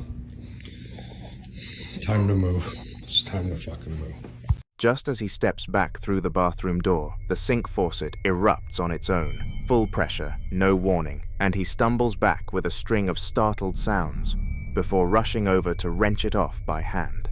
What makes this harder to dismiss is the pattern: a shower running in an empty bathroom, then a faucet turning on the moment he turns his back. Some believe repeated, unprompted water activity like this points to a presence trying to be noticed, not threatening, but persistent. Others aren't so sure. By the end, he's no longer trying to figure out where the water is coming from. He's standing in his bedroom, still filming, and sounds completely fed up. Time to move, and considering what he says he's been paying in water bills, you can understand why. But if there really is something inside that house responsible for all of it, why does it keep choosing the water?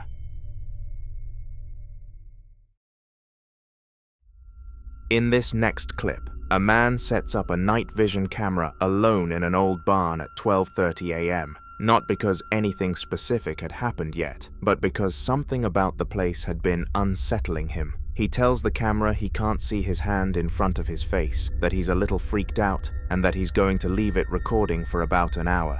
Then he closes the heavy door behind him and goes home. The barn sits completely still in the green-tinted night vision frame. Nothing moving, nothing out of place, just a cluttered corner full of old chairs, boxes, and junk. I watch.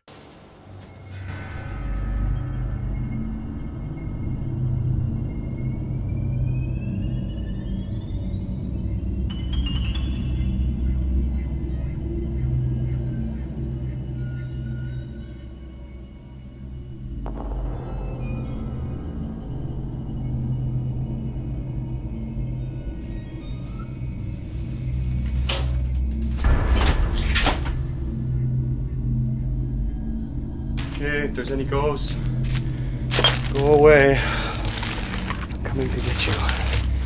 No, you're still here. Nobody stole you.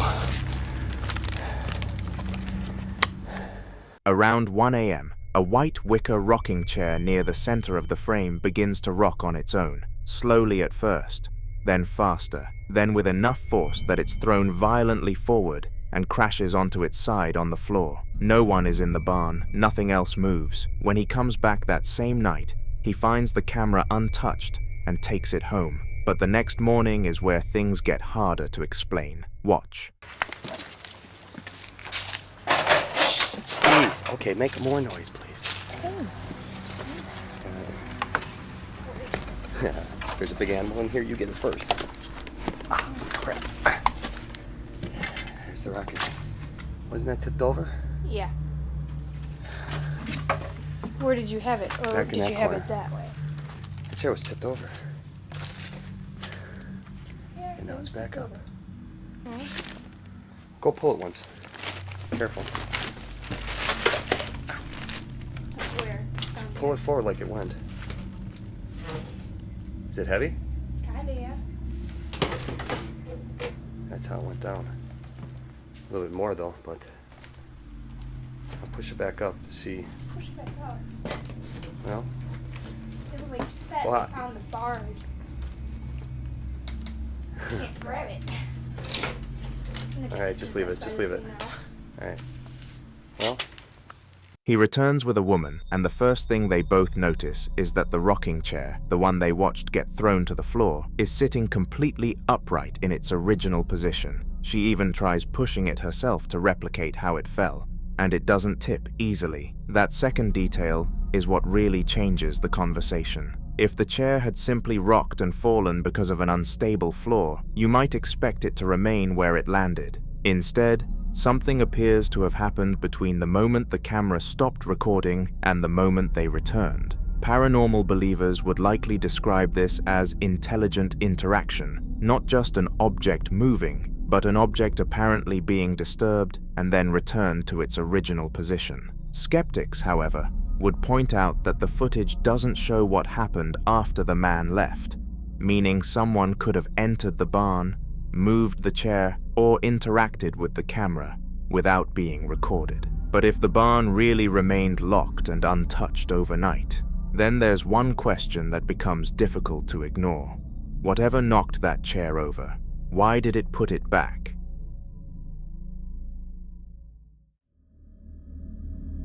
In this next clip, a father is filming what he calls their morning routine. His daughter settled into a pink saucer chair, NES controller in hand, working through a round of Dr. Mario on a vintage CRT television. It's a genuinely warm little moment, but if you pull your eyes away from the girl for a second, you'll notice what's sitting directly behind the TV, a collection of large porcelain dolls, their painted faces frozen mid-stare, wide-eyed and completely still, positioned like they're watching everything in the room. Watch.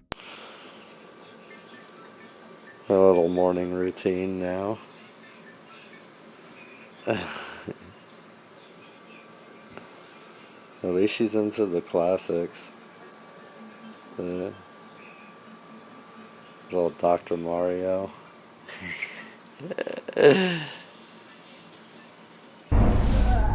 Blah.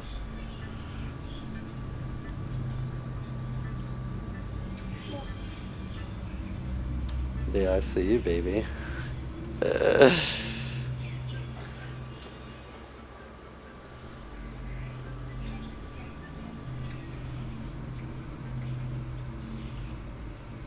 By the way, those Pop-Tarts are gross, y'all. The Eggo Pop-Tarts, so nasty.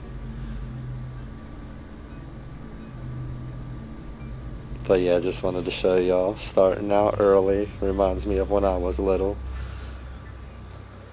If you look closely, a cup shifts inside the cabinet without anyone standing anywhere near it. There's no visible hand reaching toward the cabinet, no person walking past it, and none of the other objects appear to react. Skeptics could point to vibration, an uneven shelf, or a cup that wasn't properly balanced against the others. But paranormal viewers noticed something else about the setting. The cup moves in a room filled with porcelain dolls, objects that have long been surrounded by folklore about spirit attachment. The belief that spirits can attach themselves to dolls is deeply rooted in paranormal culture, largely because human-like objects can appear almost lifelike while remaining completely motionless. There is, of course, no evidence that dolls attract spirits or cause objects to move. Still, when you watch that cup shift while the little girl sits completely unaware in front of the television, surrounded by those silent porcelain faces, the timing is difficult not to notice. The girl keeps playing, the dolls keep staring, and somewhere behind the TV, something just moved.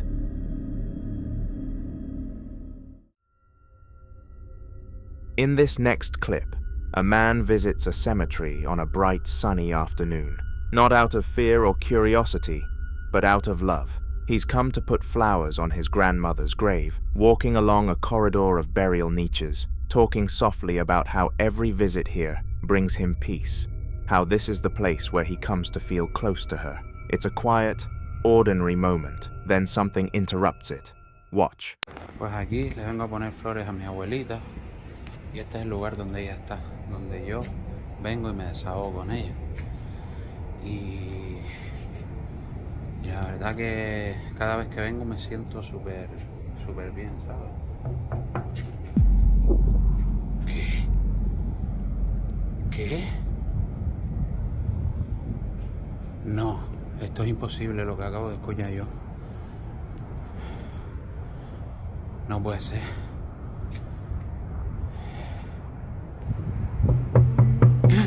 ¿Cojones? ¿Qué cojones?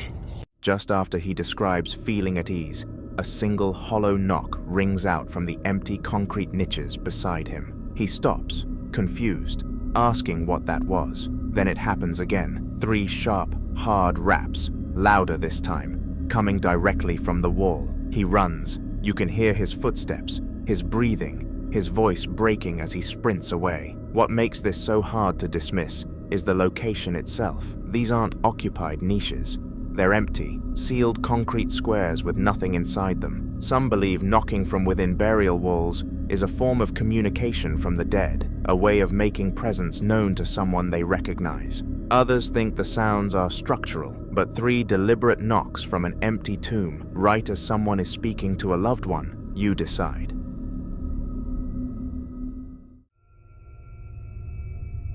The following video was recorded inside a hospital at 3 a.m. by a man working the night shift. Someone in blue medical scrubs, stethoscope around his neck, carrying a red biohazard specimen bag. while transporting lab samples across the building alone. He'd been narrating casually as he walked, almost talking himself through it, describing how much he dislikes this particular corridor at this hour, the way the patients are all asleep, the way the polished floors reflect the fluorescent lights in long, repeating streaks, and how the silence down here feels different from the silence everywhere else. Just a quiet, empty hallway stretching ahead of him, lined with parked wheelchairs on one side. Nothing out of place. Watch. Okay, right now I'm taking labs just across the hospital. We have this really creepy, like, hallway. Here, I'll show you. Yeah, it's 3 a.m. Just walking down this hallway. I mean, it's clean and stuff. It's just odd, I guess. I mean, like,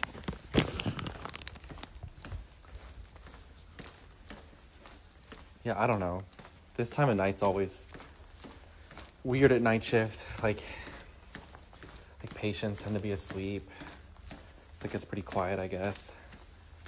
But yeah, I don't know.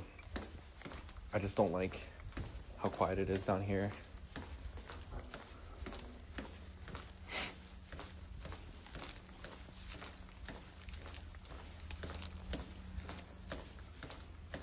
But yeah, this always takes so much time. It's really annoying. Big part of my shift. Oh, okay. Oh, nope. Okay. Don't know what's happening.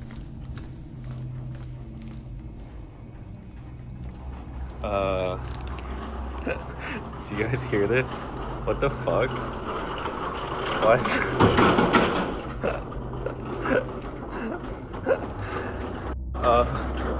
I think I should stop it. Okay, got it. Weird. I do not remember that being there. Yeah, look, there was no one.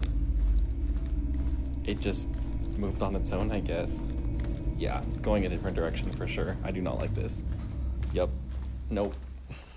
First, every overhead light in the corridor suddenly flickers and dies, dropping him into near total darkness, with only a faint glow visible at the far end. Then, as the lights stutter back on, a metallic scraping sound starts somewhere around the bend, and a grey two-tiered utility cart rolls out from around the corner on its own, picking up speed as it comes directly toward him, veering into the wall with a loud bang before continuing down the center of the hall. He catches it with his free hand and stands there, genuinely rattled, saying he doesn't remember that cart being there at all. You can hear how quickly his voice shifts, from weary to shaken. Some believe malfunctioning fluorescent lights in older hospital wings can act as triggers for paranormal activity, disrupting whatever energy already exists in high-traffic spaces where death and trauma are routine. Others think the cart and the lights are connected, not coincidence but sequence. What do you think caused that?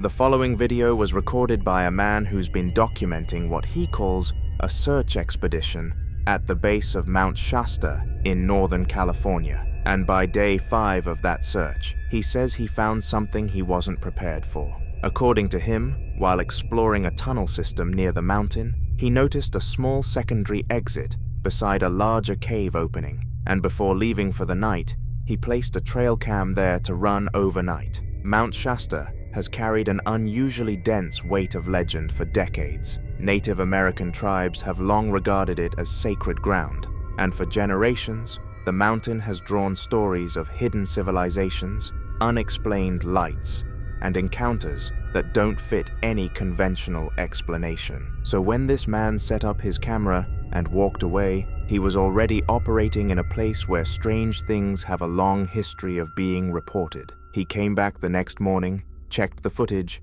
and this is what it had caught. Watch.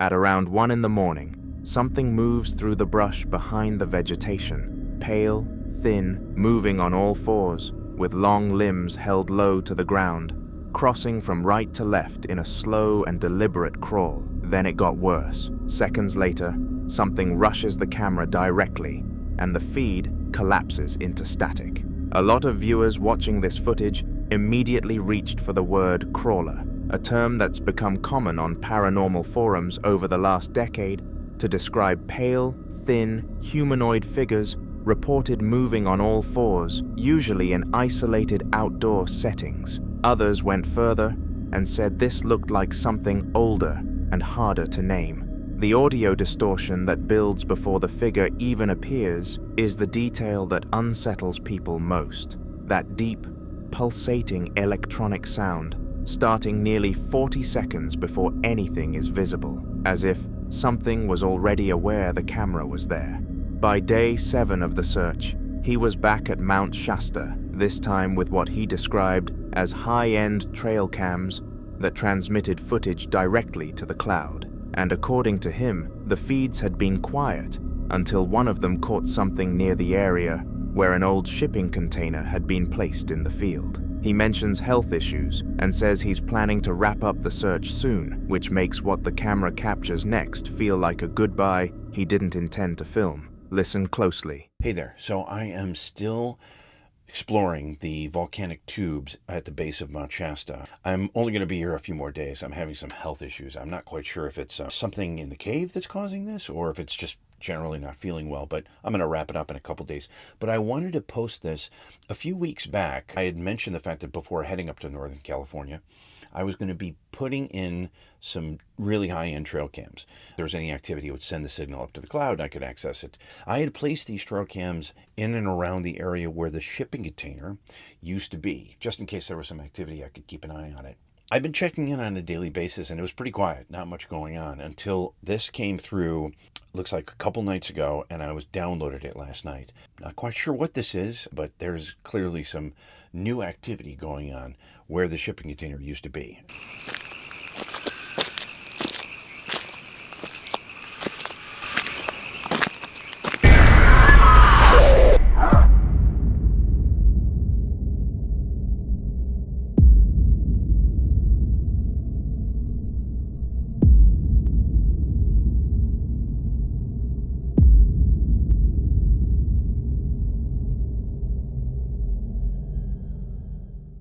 The same pale, bald, humanoid figure with hollowed-out eyes walks slowly out of the dark toward the camera, closer, then closer still, before lunging at it with a guttural roar, the screen flashing white on impact and dissolving into chaotic close-ups of something pressing against the lens. Skeptics looking at both clips have pointed to the cinematic sound design and the consistency of the creature's appearance across 2 separate days as signs this is a produced series, rather than raw documentation. And honestly, I've watched these back-to-back a few times, and there's a polish to them that's hard to ignore. But for those who've spent time following accounts of unexplained encounters around Mount Shasta, the combination of the location, the underground tunnels, and a figure that doesn't move like anything familiar makes the question harder to shake. Whatever it is, whatever keeps approaching these cameras, it doesn't seem afraid of being seen. So what do you think that was? The following video was recorded by a man who says the knocking never stops. Not at odd hours, not in strange weather, and not when he goes to check.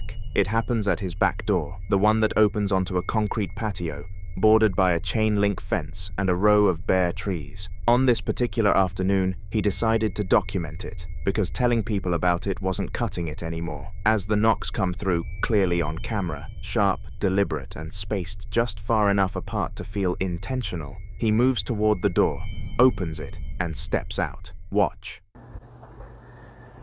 Here.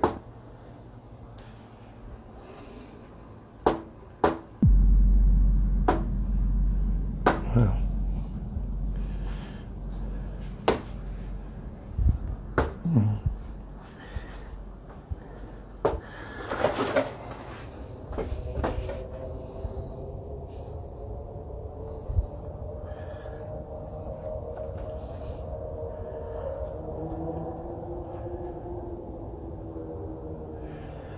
Happens all the time.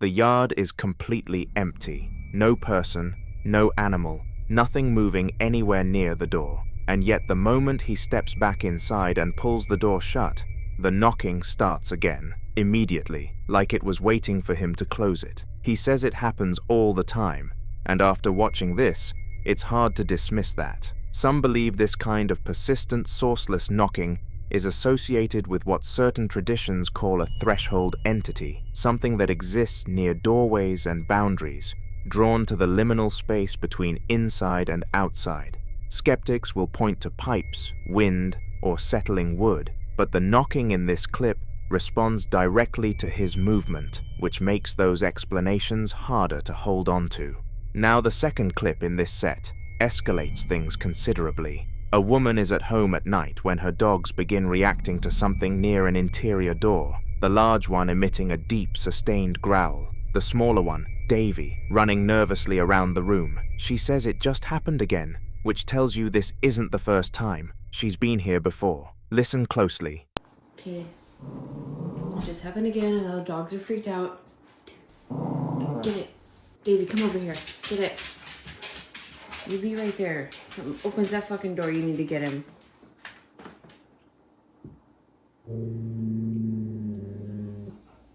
Oh my god, I don't know if it's gonna happen again. It just fucking happened again.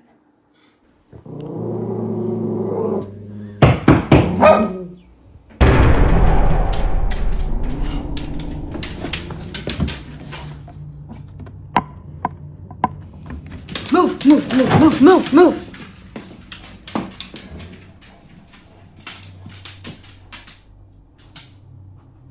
Fucking nobody there!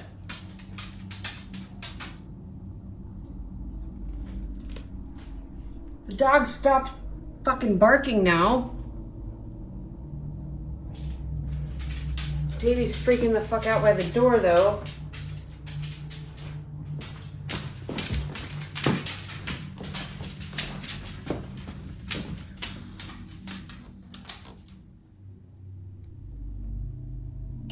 What is it?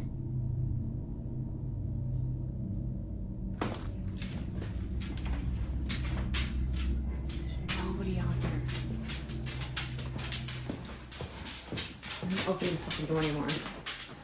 Two loud, sharp knocks hit the door, and both dogs lose it. She opens the door onto an empty porch, lit by a single light. Nobody there.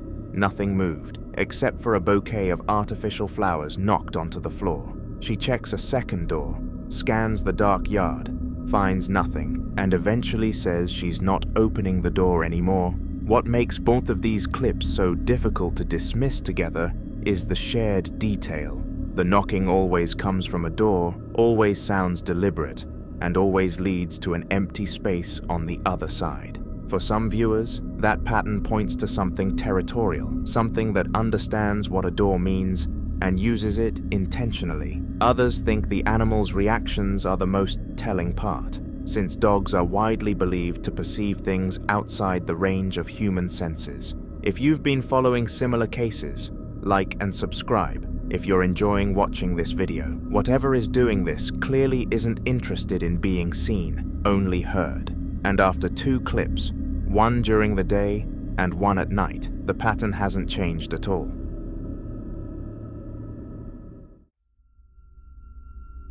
Now in this next clip, a group of men decide to explore an abandoned industrial building in Canada, known as the Sunshine Palace, a place that, even before anything strange happens, already has enough going for it to make most people turn around at the door. There's a man living inside named Al, who's been there since early 2005, and he's described run-ins with police dogs, and encounters in the dark, that were frightening enough to make him physically leave the building on more than one occasion. The investigators are moving through the space with flashlights, documenting the decay, mold on the floors, rusting machinery, asbestos warnings on the walls, when they come across something that stops them cold. Scattered across the concrete near one of the large industrial machines is a wide, wet-looking dark red splatter.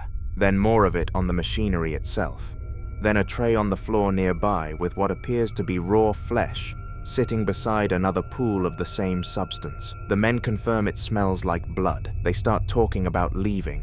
Then, from somewhere deeper in the building, the sounds start. Watch. These screws are still quite good, eh? I got the owner's manual, it's alright. I know what I'm doing. Okay, step back, I know how to work this machine. That's how you fix it.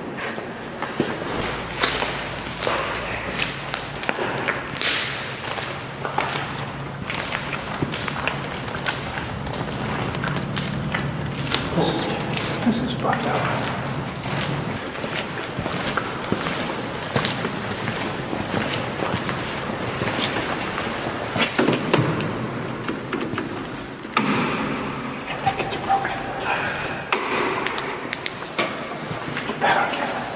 Stir the asbestos. Let's get out of here. Hey, this wasn't a good idea. I don't want cancer. I didn't sign up for cancer. Hepatitis, sure, but not cancer. Sometimes I actually got the building and that spirit. I fucking thought it was a security guard. And there's a dog barking all the time. It's not a dog barking, it just sounds like a dog barking. It's all one of the police dog barking. They only got me one night either. I was standing in cuffs. I wasn't talking about being passive. I was just standing there fucking like, in here all the way around.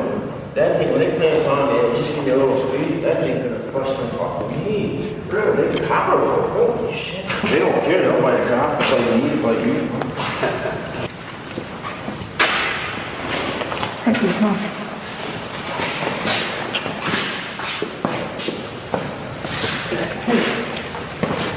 Hey. Oh, there's a map. I have acquired the map. Dee-dee-dee-dee. Okay, get this color. But they really needed to hire a decorator. See all this mold? That's all mold. We definitely have not been here. Yeah, I concur.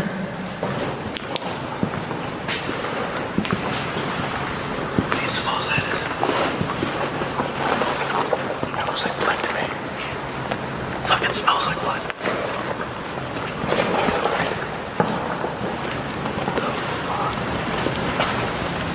Fuck, it's all over the machine.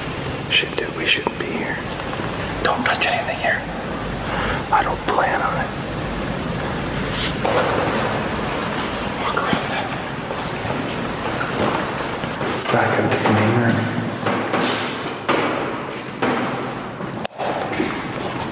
Look at this.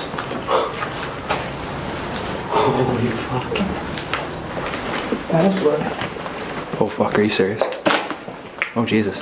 Yeah, why do I gotta go first? Because you're the little guy. Good news is nothing's dead. Look over here. More blood. Look, there's more on the table. Fuck, there's more rags up here. Let's get out of here. Kill your lights. I saw Poe drive by. Chris, let's get out of here before we get AIDS or something. I just want to see you fucking silly. He'll catch up. Hazard awareness. Think this is where they got the sponge? Chris. Where'd Chris go? Poe? 5-0? Keep lights down because we're also near the main street. I'm gonna turn mine off then. Somebody's here. Somebody is here. Who's there? Hello? Hello? Watch the metal. Hello? Hello? Who's there?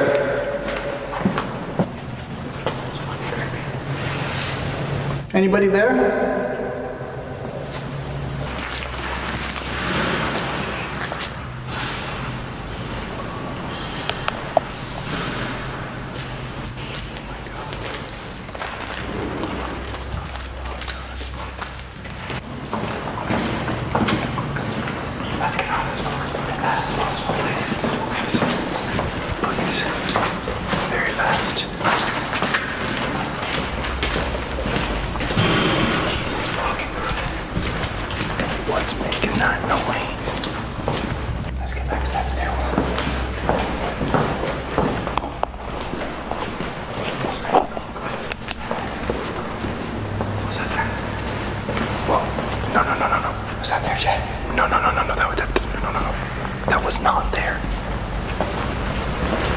only been out of this room for like 10 minutes. Not even. Fuck this shit, man. Are you sure that wasn't there? That was not there. We were looking at this blood. There was nothing there. Do you want me to roll back the footage and show you? No, let's get the fuck out of here. Stairwell's that way. Let's go. Shh. Lights off. Oh fuck. Roof.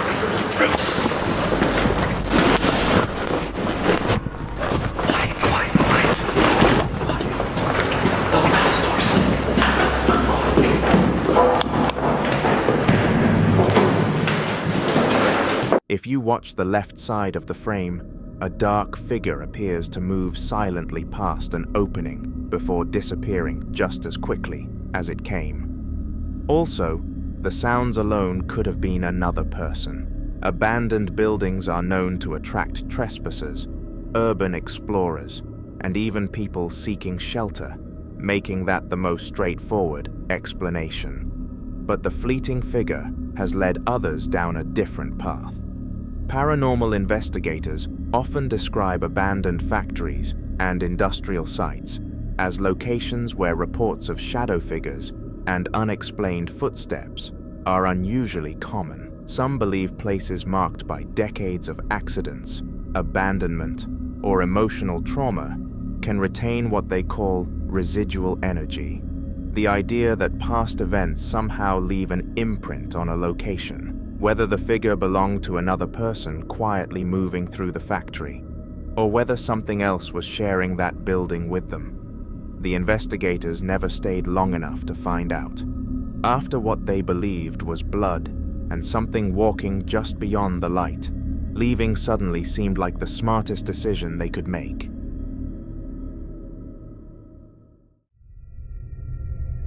This next video was recorded inside a home kitchen by what appears to be a high-angle security camera positioned in the corner of the room, capturing everything from a wide, slightly distorted view that misses nothing. It's a completely ordinary afternoon. A man is at the sink washing dishes, singing along to Spanish-language music playing in the background. The whole scene casual and relaxed, in the way that only makes what follows feel stranger.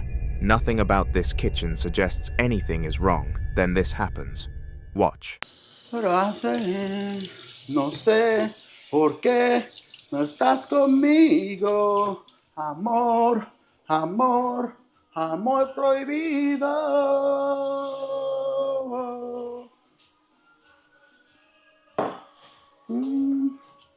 Whoa. Oh. Money, money, money, money, money, money. No estás conmigo, amor, amor, amor prohibido.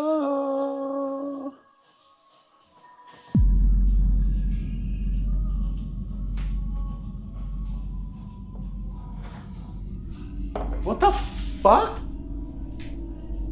Holy shit. What the fuck was that? Oh, I'm out.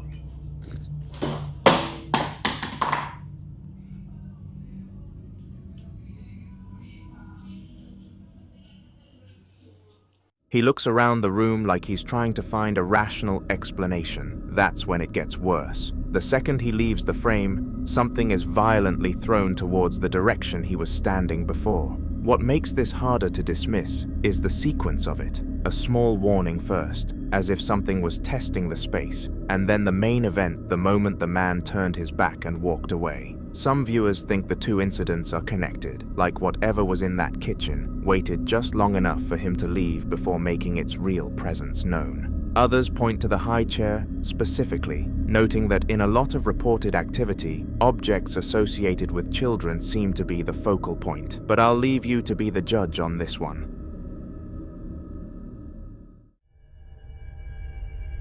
The following clips come from 3 separate witnesses, each describing something they can't explain. But what connects them is the feeling that whatever they caught wasn't random and wasn't finished. In the first, a woman is reviewing her home security footage late at night.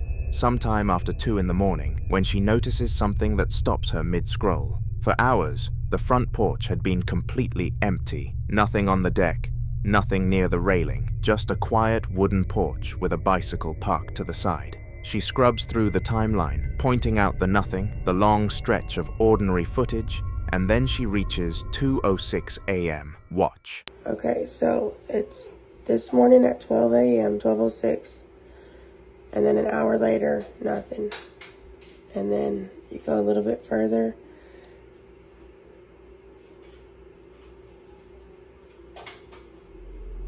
Then at 2:06,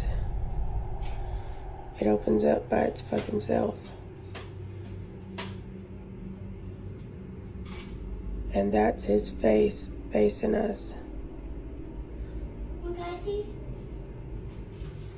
A dark, stooped humanoid figure appears on the porch, not walking into frame, not approaching from the side, just there, standing near the railing, facing the camera, as if it had been waiting. She says out loud, "That's his face facing us," and in the background, a child's voice quietly asks to see.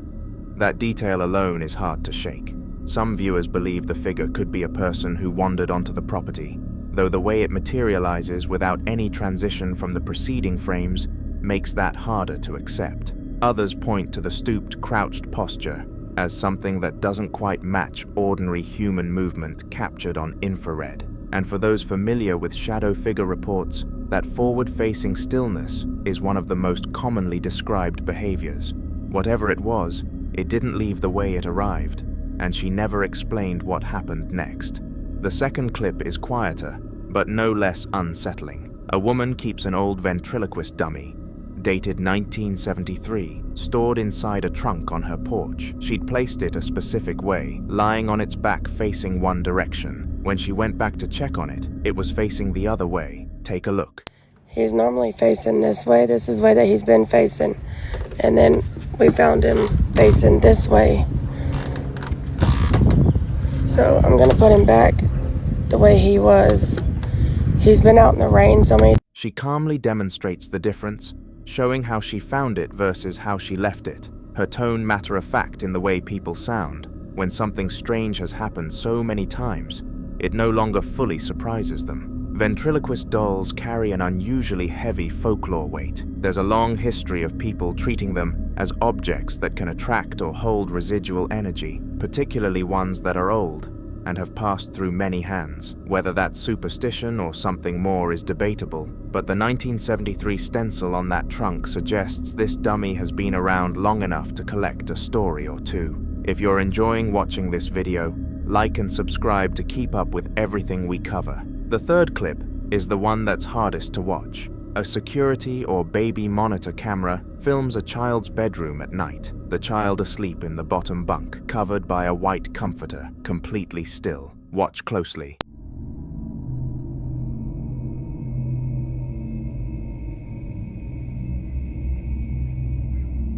Some viewers think a hidden string could account for the motion, but the force and direction of the pull make that difficult to dismiss casually. Others believe this is exactly the kind of physical interaction that escalates, that it starts with objects, and eventually the person in the room becomes the object. 3 different homes, 3 different witnesses, and in every case, whatever made itself known did so quietly, deliberately, and without explanation.